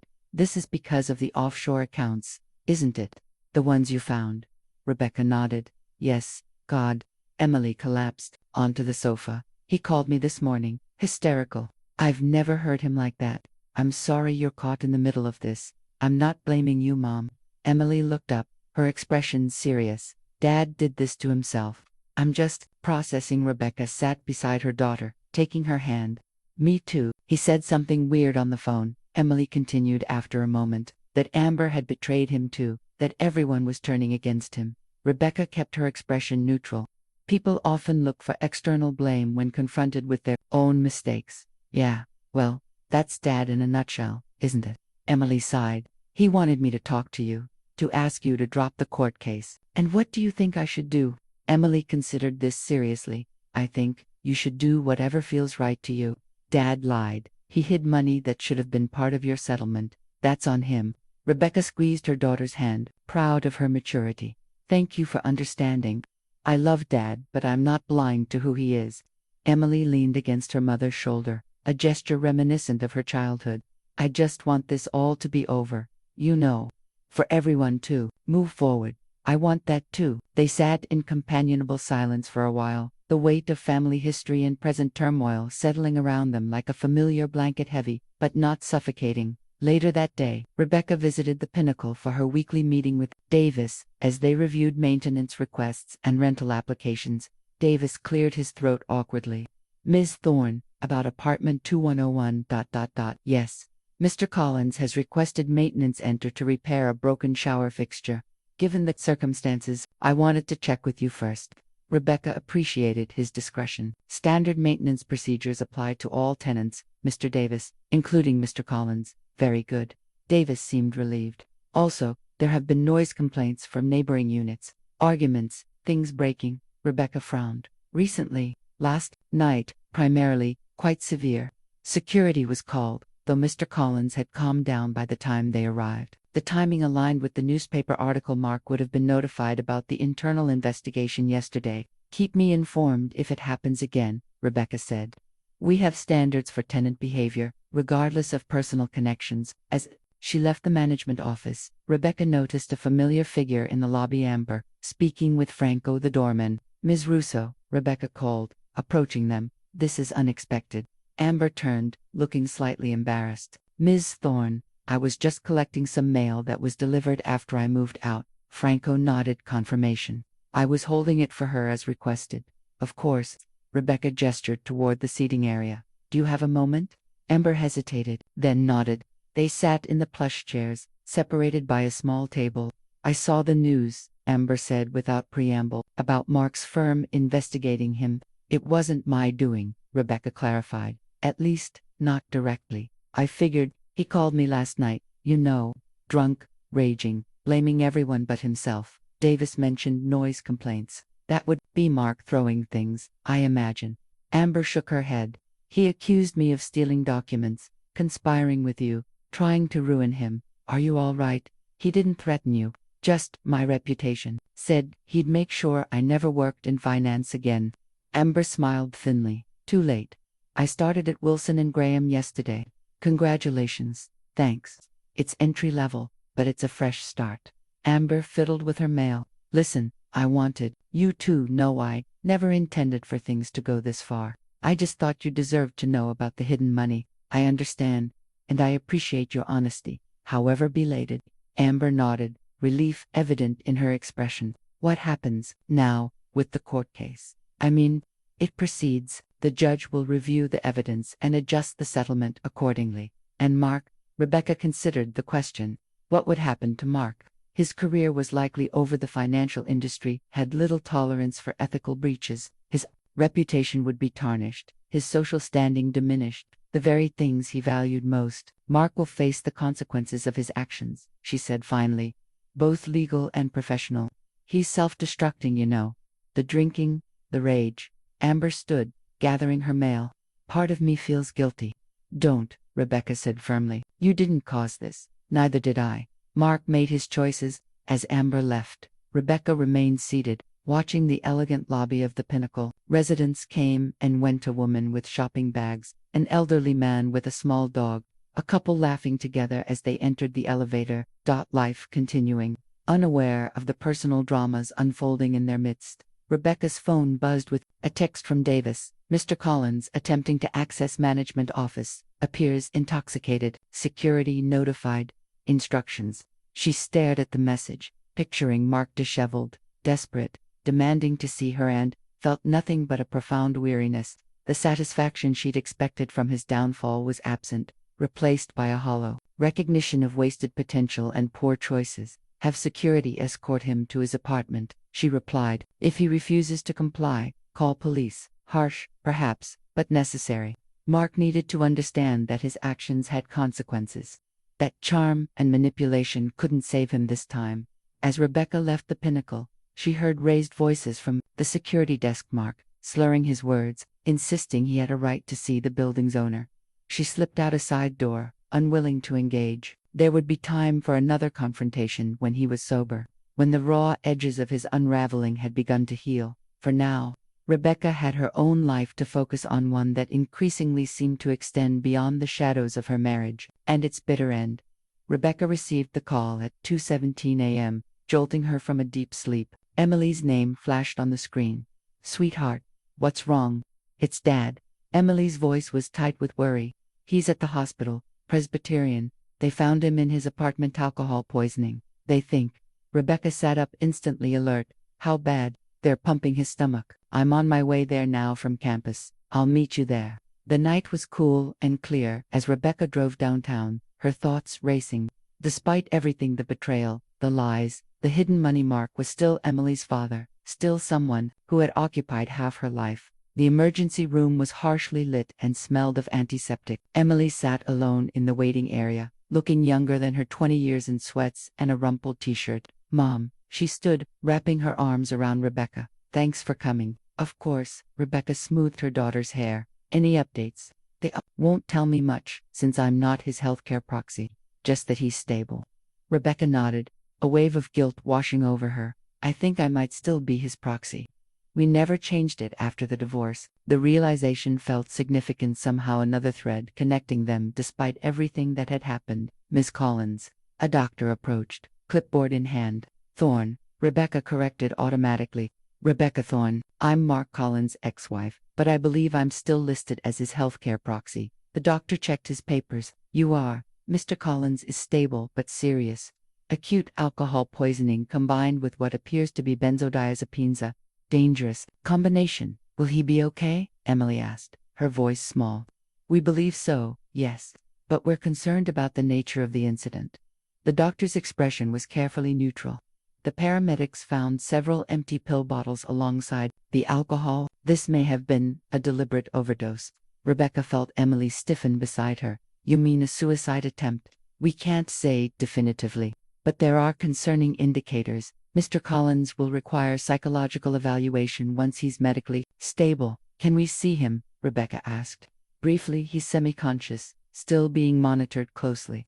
They followed the doctor through double doors into the critical care area. Mark lay on a hospital bed, pale and diminished, IVs running into both arms, a heart monitor beeping steadily beside him. Emily rushed to his side immediately, taking his hand. "Dad, can you hear me?" Mark's eyes fluttered open, unfocused at first, then settling on his daughter. His voice was raspy, barely audible. "I'm here, Dad." His gaze shifted, landing on Rebecca. Confusion crossed his face, followed by something like shame. "Why are you—" "Emily called me," Rebecca said simply, staying at the foot of the bed. Mark closed his eyes again, too weak to maintain the conversation. The doctor gestured that they should step out. In the hallway, he explained the treatment plan, continued monitoring. Psychiatric consultation once Mark was more alert. Likely a mandatory 72-hour hold, given the circumstances. "I'll stay with him," Emily said firmly, "at least until morning." "Sweetheart, you have classes. This is more important." Emily's expression brooked no argument. "He's alone, Mom. Whatever he's done, he shouldn't be alone right now." Rebecca nodded, recognizing the compassion she'd always tried to instill in her daughter. "I'll stay too." Emily looked surprised. "You don't have to. I know, but you're right. He shouldn't be alone." They settled into the uncomfortable chairs. In Mark's room, Emily eventually dozing with her head on Rebecca's shoulder. Rebecca remained awake, watching the steady rise and fall of Mark's chest, the rhythmic spikes on the heart monitor. This man, once the center of her world, now a stranger, in so many ways, yet not entirely. She knew the scar on his left shoulder from a sailing accident, knew he preferred to sleep on his right side, knew the sound of his breathing better than anyone, except perhaps Emily. Dawn was breaking when Mark stirred again, more alert this time. His eyes found Rebecca's immediately. "You're still here," he murmured. Emily wanted to stay. "She's finally sleeping." Mark glanced at their daughter, his expression softening. "She shouldn't have to see me like this." "No, she shouldn't." Rebecca's tone was gentle but firm. "What were you thinking, Mark?" "I wasn't." He looked away. "Everything's falling apart. The firm suspended me. The banking commission is investigating. The court date for the settlement hearing is set." His voice broke. "I'm going to lose everything." "Things, Mark." You're going to lose things, not everything. My career, my reputation. You still have your life. You still have Emily. He was quiet for a long moment. I'm sorry, he said finally, for all of it. The affair, the lies, the money. I thought I could control everything, manage everyone. I was wrong. Rebecca studied him, searching for sincerity and finding it. The arrogance that had defined Mark for so long seemed to have drained away, leaving him raw and vulnerable. I believe you, she said simply. Too little, too late, for our marriage. Yes, but not for your life, Mark, not for your relationship with Emily. He nodded slightly, his eyes closing again. Why are you being kind to me, after everything I've done? Rebecca considered the question carefully. Because holding on to anger hurts me more than it hurts you. Because Emily loves you. Because 23 years can't be erased, even by betrayal. I don't deserve your kindness. This isn't about what you deserve. It's about who I choose to be. Mark seemed to absorb this, his expression thoughtful despite his weakened state. You're a better person than I am, Rebecca. Always have been, not better, just different. She stood, stretching her stiff muscles. I'm going to take Emily home, to rest properly. We'll be back later. As she gently woke their daughter, Mark watched them through half-closed eyes. Rebecca, she turned. Yes, thank you, for coming, for staying. She nodded once, acknowledging but not diminishing the gravity of what had happened. As she and Emily left the hospital, the morning sun warming their faces, Rebecca felt something shift inside, her not forgiveness exactly, but a release. The white-hot anger that had driven her for months had cooled, replaced by something more complex but ultimately more freeing. Mark's breakdown wasn't her victory. It was simply the inevitable consequence of choices poorly made, a life built on shifting sands rather than solid ground, and her own life that was still being written, one choice at a time. 3 months after Mark's hospitalization, Rebecca stood on the rooftop terrace of the Pinnacle, surveying the changes she'd implemented. New lounge furniture in sustainable materials, a vertical garden along one wall, a redesigned pool area with enhanced accessibility features. The community garden plots are a hit, Davis said, joining her at the railing. We have a waiting list already. Good, Rebecca smiled, watching as several residents tended the raised beds she'd installed in what had been an underutilized corner of the terrace, and the reduced-rate units, all filled. The application committee selected 5 recipients based on the criteria you established: essential workers, single parents, seniors on fixed incomes. Rebecca nodded with satisfaction. After the court had awarded her an additional settlement from Mark's hidden assets, she'd decided to use part of the money to subsidize 5 units in the Pinnacle for tenants who would otherwise be priced out of such luxury housing. An apartment, 2101, she asked, though she already knew the answer. Renovations complete, new tenant moves in next week, a pediatric surgeon from Presbyterian. Mark had moved out 6 weeks ago, after completing a inpatient treatment program for alcohol dependency and depression. The incident that had landed him in the hospital had been a wake-up call, not just about his drinking, but about the values that had driven his life for so long. Their last conversation in the apartment had been surprisingly amicable. You've made changes, he'd observed, noting the community bulletin board in the lobby, the local artwork displayed in the common areas. I'm trying to create a community, not just a building, Rebecca had explained. Mark had nodded thoughtfully. It suits you, this whole thing: owner, innovator, community builder. It's who you always were. Beneath the surface, the compliment had been unexpected but genuine, a reflection of the man emerging from the wreckage of his former self, humbler, more reflective, slowly rebuilding his relationship with Emily. Miss Thorne, Davis interrupted her thoughts. The Residence Council is ready for you. Another of Rebecca's innovations, a council of tenants, who provided input on building operations and community initiatives. She'd discovered a natural talent for property management, combining her financial acumen with a genuine interest in creating a thriving residential community. The meeting went well, with thoughtful discussion of upcoming events, maintenance priorities, and a new composting program. Afterward, Rebecca returned to her office once Davis's domain, now shared between them, as Rebecca took a more active role in day-to-day operations. Her phone buzzed with a text from a number she didn't recognize. It's Amber. Heard about the community initiatives at the Pinnacle. Impressive. Coffee sometime. Rebecca smiled slightly, surprised but not entirely displeased. She and Amber had developed an unlikely respect for each other through their shared experience with Mark. Sure. Next week, the response came quickly. Perfect. I'll send details. P.S. Got promoted at W&G Junior Account Manager now. Rebecca sent congratulations, then set her phone aside, turning to the stack of applications for the building's newly established scholarship fund, another initiative she'd created, offering educational support to residents, children, and maintenance staff's families. A knock at her door revealed Jill carrying takeout bags. Lunch break, boss lady, no arguments. Rebecca laughed, clearing space on her desk. I wasn't expecting you until dinner. Changed my plans. Wanted to see this empire you're building. Jill distributed containers of Thai food. Davis gave me the tour. I'm impressed. It's not an empire. Maybe not yet. Jill grinned. But at this rate, who knows? From scorned wife to real estate mogul in under a year. It's a good look on you. Rebecca rolled her eyes, but couldn't deny the truth in her friend's words. What had begun as an act of revenge had evolved into something far more second career, a new purpose. I've been approached about buying the building next door, she admitted.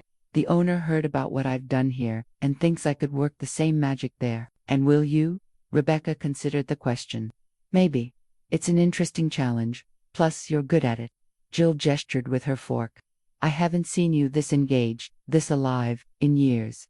It feels good, Rebecca acknowledged.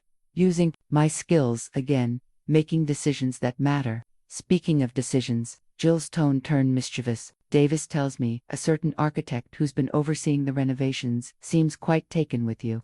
Rebecca felt herself blush slightly. Michael is just professional. Professional men don't bring homemade muffins to client meetings. Rebecca, they were for the whole team. Jill's skepticism was evident, and he just happened to ask Davis if you were seeing anyone. He didn't. He absolutely did. 2 weeks ago, after the terrace unveiling, Rebecca busied herself with her pad thai, unwilling to admit the flutter of interest she'd felt around Michael Sullivan, the thoughtful architect she'd hired for the Pinnacle's renovations. At 52, he was divorced with grown children, intellectually curious, with a dry wit that matched her own. It's too soon, she said finally. It's been almost a year since your divorce, and Mark had checked out long before that. Jill's expression softened. Not everyone is Mark, you know. I know. Rebecca sighed. It's not just that. I'm enjoying my independence, discovering who I am outside of marriage. Fair enough. Gil nodded. But don't close yourself off to possibilities. A coffee date isn't a lifetime commitment. After lunch, Rebecca walked through the Pinnacle, noting small details that could be improved. Chatting with residents she encountered in the lobby, she spotted a familiar face. Amber, collecting mail from her former apartment. Final forwarding, Amber explained, holding up an envelope. Looks like a tax document. You're welcome to use our address services for as long as needed, Rebecca offered. Thanks, but I'm finally getting settled in my new place. Amber smiled. It's tiny compared to 2101, but it's mine. No one else's name on the lease. That's a good feeling. The best. Amber glanced around the lobby. I like what you've done with the place. It feels warmer somehow. That was the goal. They chatted briefly about Amber's new job, her plans to start an MBA program in the fall. As they parted, Amber paused. You know, I hated you when Mark first told me about you, she admitted. The perfect ex-wife he couldn't quite leave behind. I was far from perfect, maybe, but you were real in a way I'm only beginning to understand. Amber shrugged. Anyway, I'm glad things worked out like they did, for both of us. As Rebecca watched her leave, she reflected on the strange path that had led her here, from betrayed wife to vengeful landlord to something else entirely. A woman building something new from the ashes of what had been destroyed.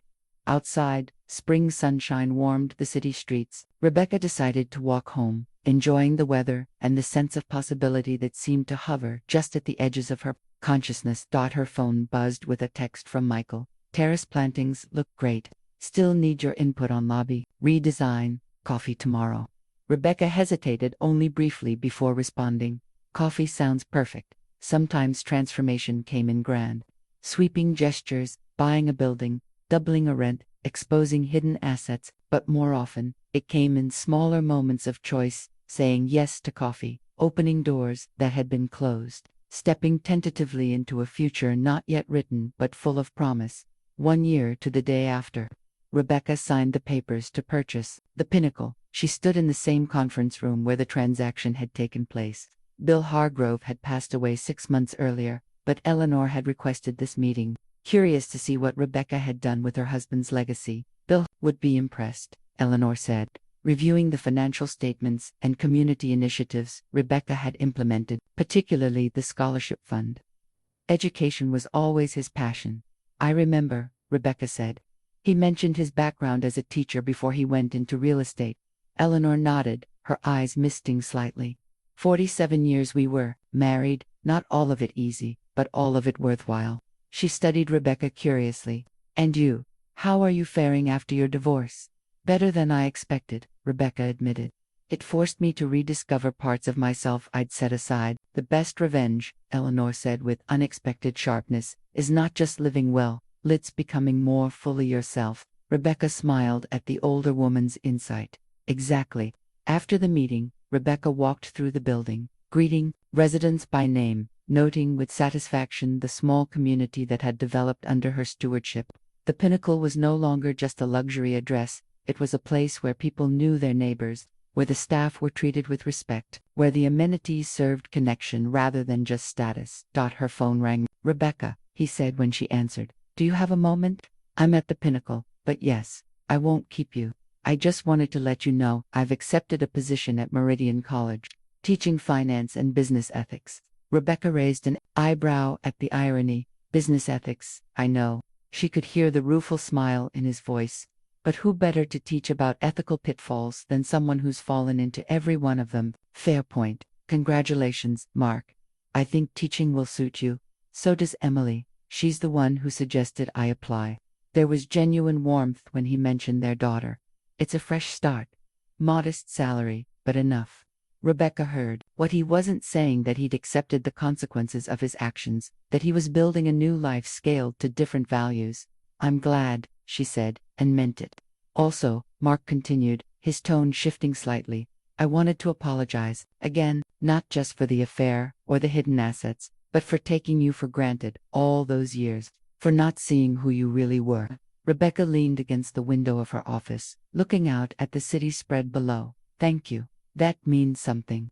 Emily says, you're seeing someone, an architect. Mikhail, yes. Rebecca smiled, thinking of the quiet dinners, the long conversations, the slow, careful building of trust between them. It's new, but good. I'm happy for you. Mark sounded sincere. You deserve someone who sees you clearly. After they hung up, Rebecca sat at her desk, reflecting on the unexpected civility of their conversation.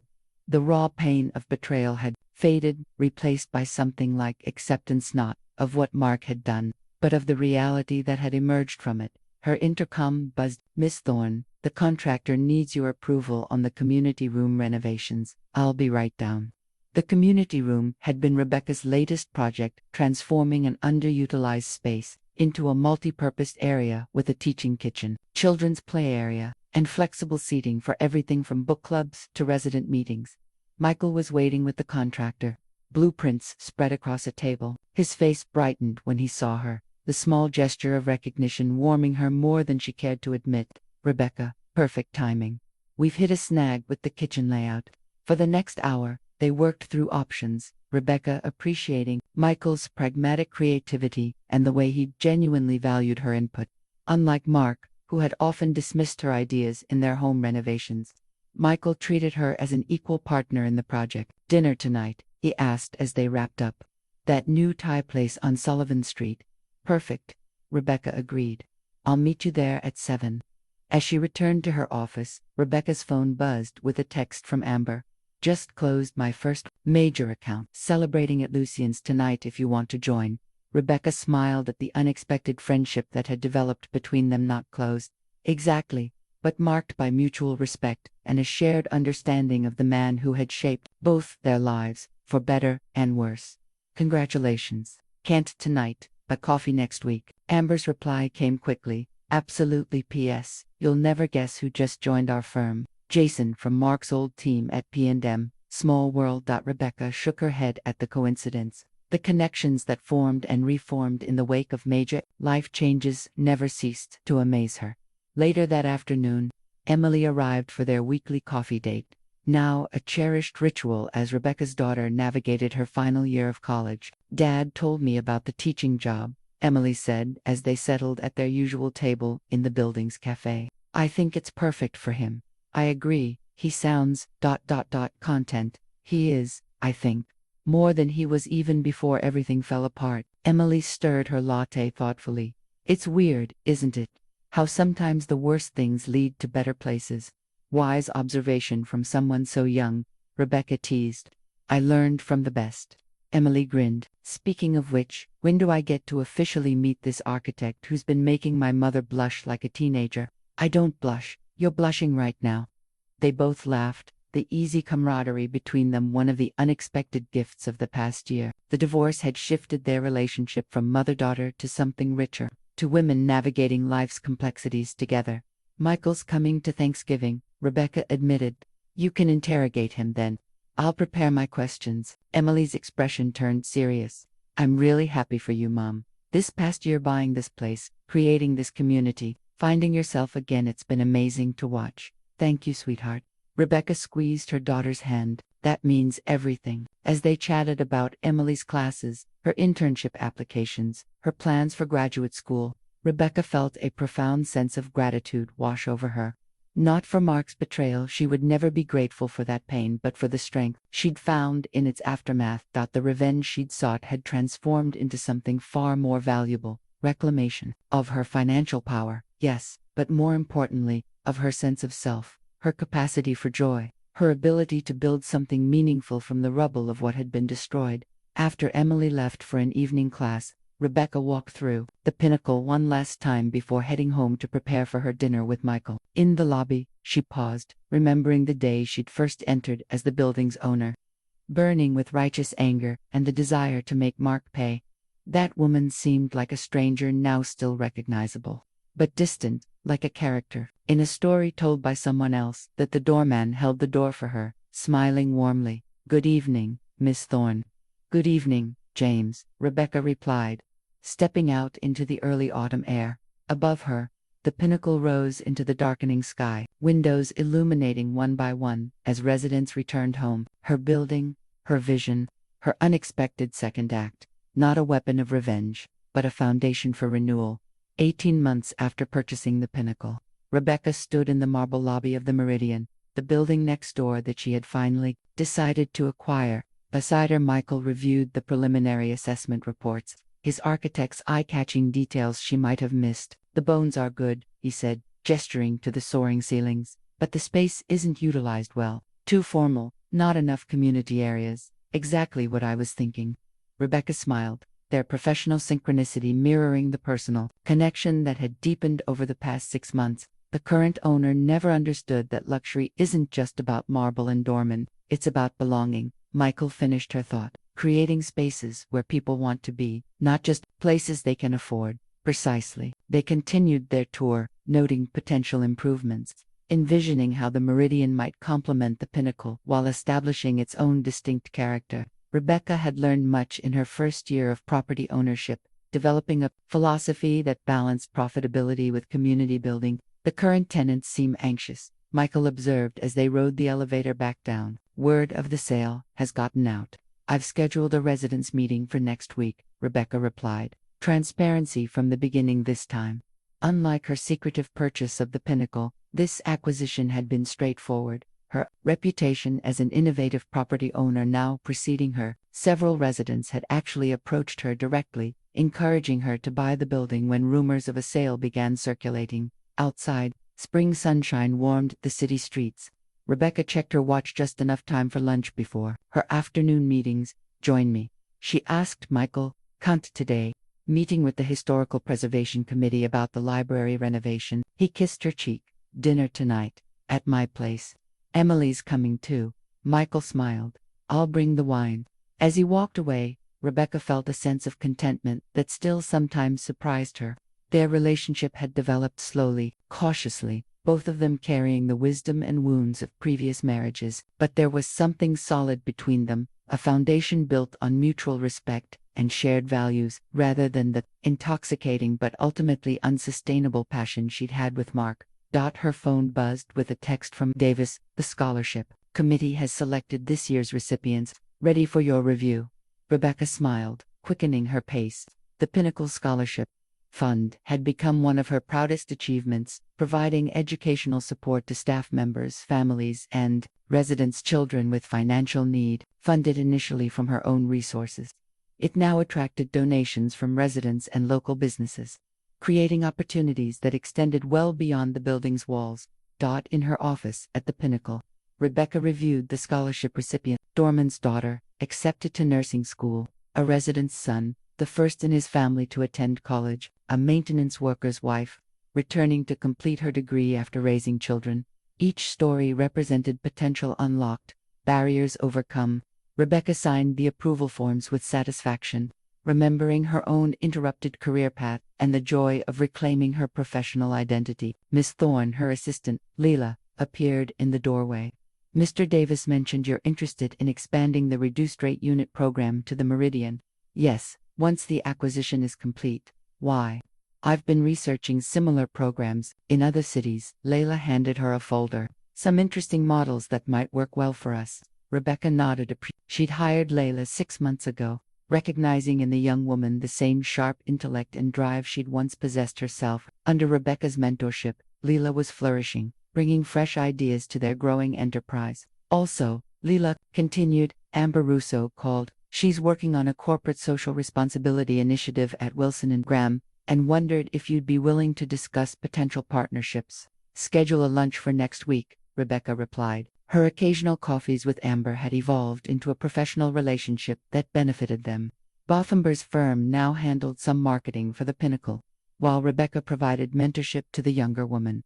The afternoon passed quickly, filled with meetings about the Meridian acquisition, a community garden expansion, and a new composting program. By the time Rebecca headed home to prepare for dinner with Emily and Michael, she felt the pleasant fatigue of meaningful work. Her townhouse, purchased after selling the suburban home she'd shared with Mark, reflected her new life, elegant but welcoming, with an open-concept kitchen perfect for entertaining, and a small garden where she'd discovered an unexpected talent for growing herbs and vegetables. As she prepared dinner, Rebecca thought about the journey of the past 2 years, from devastated wife to vengeful landlord to confident businesswoman and community builder.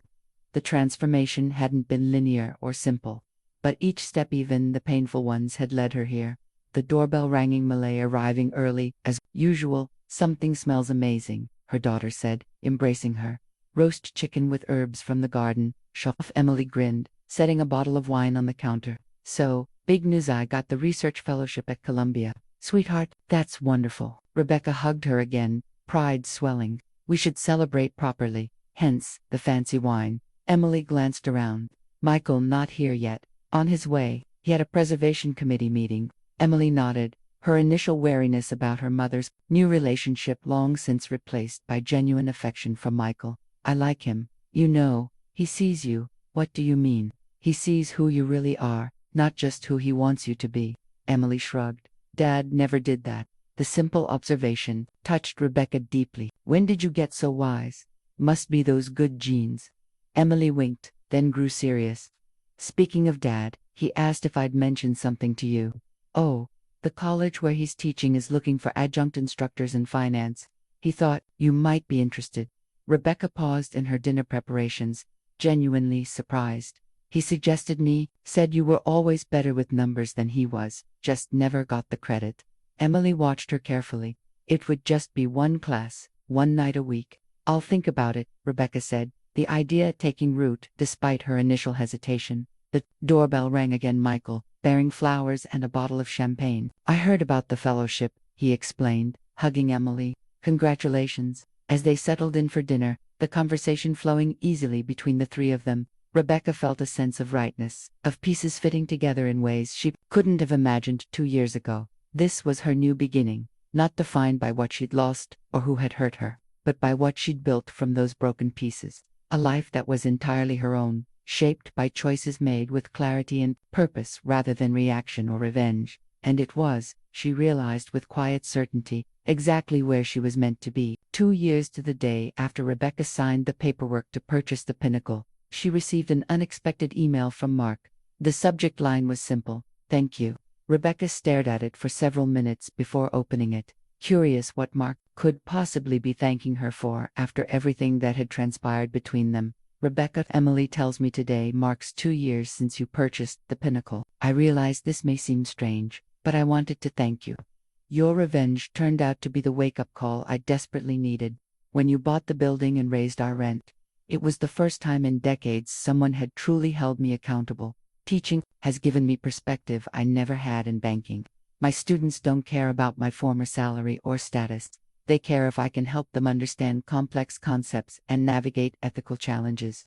It's humbling and more rewarding than I expected. Won't take more of your time. I just wanted you to know that your actions, however motivated, ultimately pushed me toward a better version of myself." Rebecca sat back, processing his words. The email was quintessentially Mark, self-reflective, but still centering his experience, acknowledging her impact, but framing it in terms of his growth. Yet there was also genuine gratitude there, and a humility that the old Mark would never have shown. She chose not to respond immediately, letting the significance of the day and Mark's acknowledgement of it settle in her mind as she went about her meetings. The Pinnacle and the Meridian were now collectively known as the Heights, a mini-community within the larger city that had gained attention for innovative residential programming. A feature in Urban Living magazine had highlighted Rebecca's approach to luxury property management, focusing on the balance between amenities and community building. "It's not just about the marble lobbies or the rooftop pools," she'd told the interviewer. "It's about creating spaces where people connect meaningfully, where they belong rather than just reside." The article had led to consulting requests from other property owners, and Rebecca was considering launching a small advisory firm. It was a far cry from the financial analysis she'd done early in her career, yet it drew on those same analytical skills while incorporating her newfound passion for community development. "Miss Thorne," Leela appeared in her doorway. "The Meridian Residence Council is waiting in the conference room." "Thank you, Leela. I'll be right there." Rebecca gathered her materials, her thoughts still partially on Mark's email. As she walked through the connecting garden between the two buildings, another of her innovations, she reflected on how different her life was now from 2 years ago. The meeting went well, focusing on initiatives for the coming year. Rebecca had replicated the Pinnacle's governance structure at the Meridian, believing strongly that resident input created both better decisions and stronger community bonds. Afterward, she found herself on the rooftop terrace of the Pinnacle, looking out over the city as twilight descended. This had become her thinking spot, a place to process decisions and reflect on the journey that had brought her here. "Thought I might find you up here." Michael's voice was warm behind her. "Contemplating your empire." Rebecca smiled as he joined her at the railing. "Hardly an empire. Just 2 buildings. For now." He kissed her temple. "The real estate section says you're revolutionizing urban residential management." "I'm dating a revolutionary. Don't believe everything you read." But she leaned into him, appreciating his steady presence, the way he supported her vision without trying to direct or control it. "Dinner at Giovanni's to celebrate your anniversary," he suggested. 2 years since you became a property mogul." "How did you know it was today?" "Emily mentioned it, said it was a significant date in the Thorne family calendar." Rebecca laughed. "That sounds like her." She hesitated, then added, "Mark emailed me about it too." Michael raised an eyebrow but didn't comment, waiting for her to continue if she chose to. "He thanked me, actually. Said buying the building and raising their rent was a wake-up call. He needed." "Interesting perspective."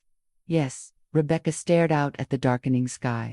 "I never expected that when I bought this place out of anger and hurt, it would lead to all of this." She gestured to encompass not just the buildings, but the life she'd created. "The best journeys rarely followed the expected path," Michael said quietly. They stood in companionable silence for a moment before Rebecca's phone buzzed. A text from Emily. "Finished my fellowship application. Celebratory drinks. Emily wants to meet for drinks," Rebecca told Michael. "Join us, wouldn't miss it." As they left the terrace, Rebecca paused for one last look at the skyline. 2 years ago, standing in this same spot, she'd been consumed with thoughts of justice and retribution, using her newfound power to balance scales that had tipped too far in Mark's favor. Now, she rarely thought about revenge or even justice. Her focus had shifted entirely to creation rather than correction, building rather than balancing. The pain that had driven her initial decision had faded, replaced by a sense of purpose that had nothing to do with Mark or their failed marriage, that perhaps was the most unexpected gift of all that an act born of her darkest moment had led her toward the light of a new identity, one defined not by her relationship to Mark or anyone else, but by her own values, choices, and vision. At the bar where they met Emily, Rebecca watched her daughter animatedly describing her fellowship project to Michael, who listened with genuine interest. Emily had blossomed in the past 2 years as well, finding her own path in sustainable urban development. Her parents' divorce no longer the defining event of her young adulthood. "Mom, I forgot to mention," Emily said during a lull in conversation. "Dad's department chair read that article about you in urban living. She's even more interested in having you teach that finance course now."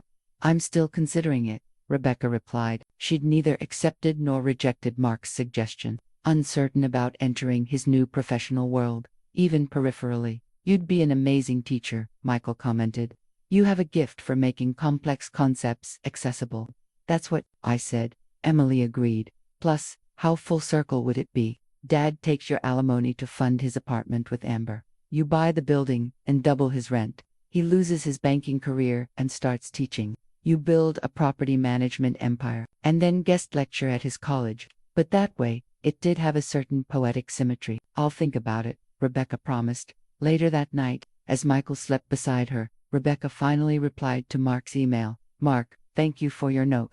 2 years ago, I couldn't have imagined where this path would lead either of us. I'm glad you found meaning in teaching.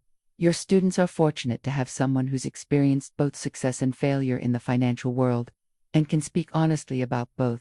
I've been approached about teaching a guest seminar at Meridian College. If I accept, I hope we can be colleagues in the truest sense of the word, professionals who respect each other's expertise and perspective, regardless of our personal history." Rebecca sent the email, then set her phone aside, content with the careful balance she'd struck: acknowledgement without intimacy, professionalism without pretense. Like the buildings she now managed, her life had strong boundaries, but remained open to meaningful connection.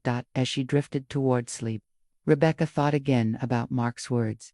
"Your actions, however motivated, ultimately pushed me toward a better version of myself." The same could be said for her, though the catalyst had been his betrayal rather than her revenge. They had each, in their own way, forced the other toward growth. Neither would have chosen, but both ultimately needed, not a gift either would have asked for, but unexpected and valuable nonetheless. The lecture hall at Meridian College was nearly full when Rebecca concluded her final guest seminar of the semester. For the past 10 weeks, she'd been teaching ethical approaches to real estate investment to graduate students in the business program, many of them Mark's students as well. "Remember," she said, closing her presentation, "the true value of property isn't just in its financial return. It's in the community it creates, the lives it shapes, the belonging it fosters." "Thank you."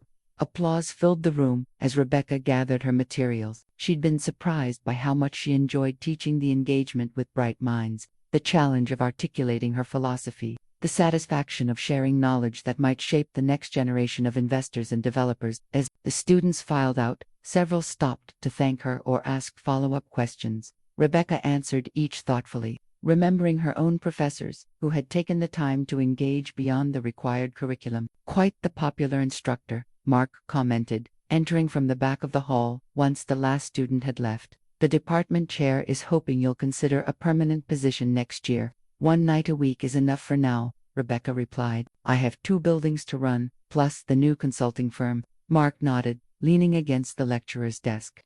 "How's the Murray Group project coming along?" "On schedule.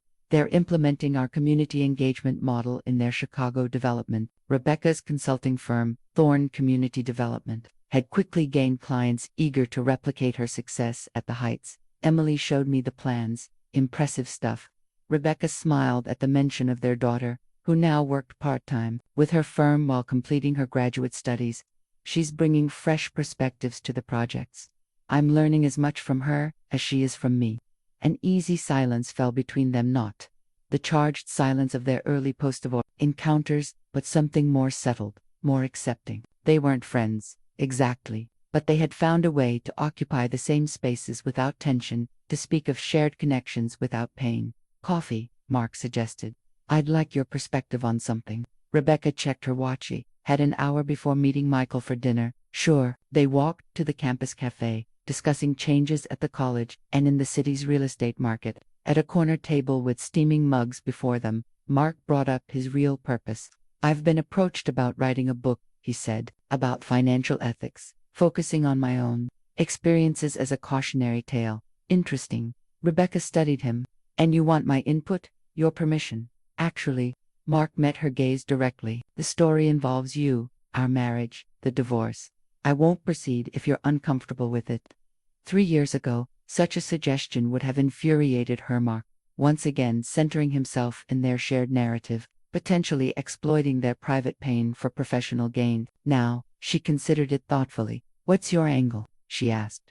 Accountability. How ethical failures in finance often begin with personal moral compromises. How the culture of wealth and power enables self-deception. He shrugged slightly. My own journey from arrogance to humility, I suppose. And my role in this story, truthfully, the catalyst for my reckoning. Mark smiled ruefully. When you bought that building and doubled our rent, you set in motion a series of events that ultimately saved me from myself. Rebecca sipped her coffee, weighing his words.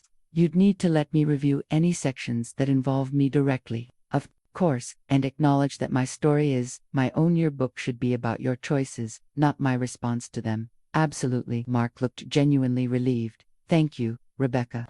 Your perspective matters to me. It didn't always, she observed, not unkindly. No, he agreed. That was one of my many failures. They finished their coffee, discussing parameters for the book project, the conversation remarkably free of the bitterness that had once characterized their interactions. As they parted outside the cafe, Mark hesitated. I've been meaning to ask, how's Michael? Emily mentioned you two are living together now. We are. It's good, different from what we had, but solid in its own way. Mark nodded. I'm glad. You deserve that. And you? Emily mentioned you've been seeing someone. Catherine, history professor here at Meridian. A genuine smile crossed his face. Nothing serious yet, but promising. I hope it works out. Thank you. Mark seemed about to say more, then simply offered, see you next semester, Professor Thorne. As Rebecca walked to her car, she reflected on the strange, winding path that had led them here from bitter enemies to cautious colleagues. Their shared history reframed but not erased by the passage of time and the growth each had undergone. Michael was waiting at their favorite restaurant when she arrived, his smile warming her immediately. After 2 years together, they had developed the comfortable rhythms of a mature relationship while maintaining the respect and intentionality that had drawn them together initially. How was the final lecture? He asked after they'd ordered. Good. The students were engaged. And I had an interesting conversation with Mark afterward. Michael raised an eyebrow. Oh, Rebecca explained about the book project as their wine was poured. It's strange, she concluded. 3 years ago, the thought of Mark writing about our divorce would have sent me into a rage. Now, it seems almost appropriate. Because you're secure in your own narrative, Michael observed. His version doesn't threaten your reality anymore. Exactly, Rebecca smiled, once again appreciating his insight. Plus, there's a certain poetic justice in it. He loses everything by betraying me, then rebuilds a career by teaching others about his mistakes. And you? Michael's eyes were warm. How does your story end? It doesn't, Rebecca said simply. It continues evolving. The buildings, the consulting firm, teaching us.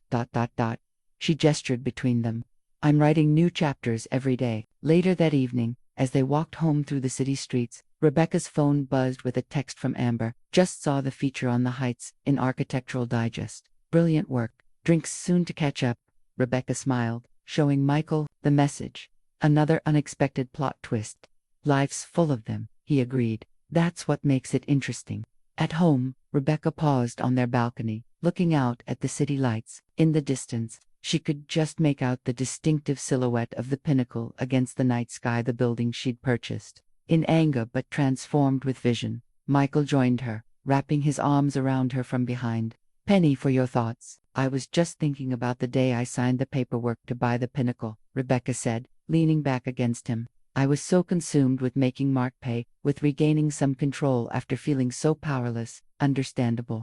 But what I never expected was that buying that building wouldn't just change his life, it would completely transform mine. She turned in his arms to face him. The revenge I thought I wanted gave me something I needed much more, which was a second chance, not at marriage or even happiness, but at becoming fully myself. Rebecca smiled. I bought a building to raise my ex-husband's rent, and ended up raising my own expectations for what life could be. Michael kissed her gently. So who had the last laugh? In the end, Rebecca thought about Mark in his modest professor's office, teaching ethics after a career built on moral compromise. About Amber, building her own career free from the shadow of being the other woman. About Emily, flourishing as she forged her own path. And about herself standing here with a man who saw and celebrated her strength, running businesses that reflected her values, creating communities that mattered.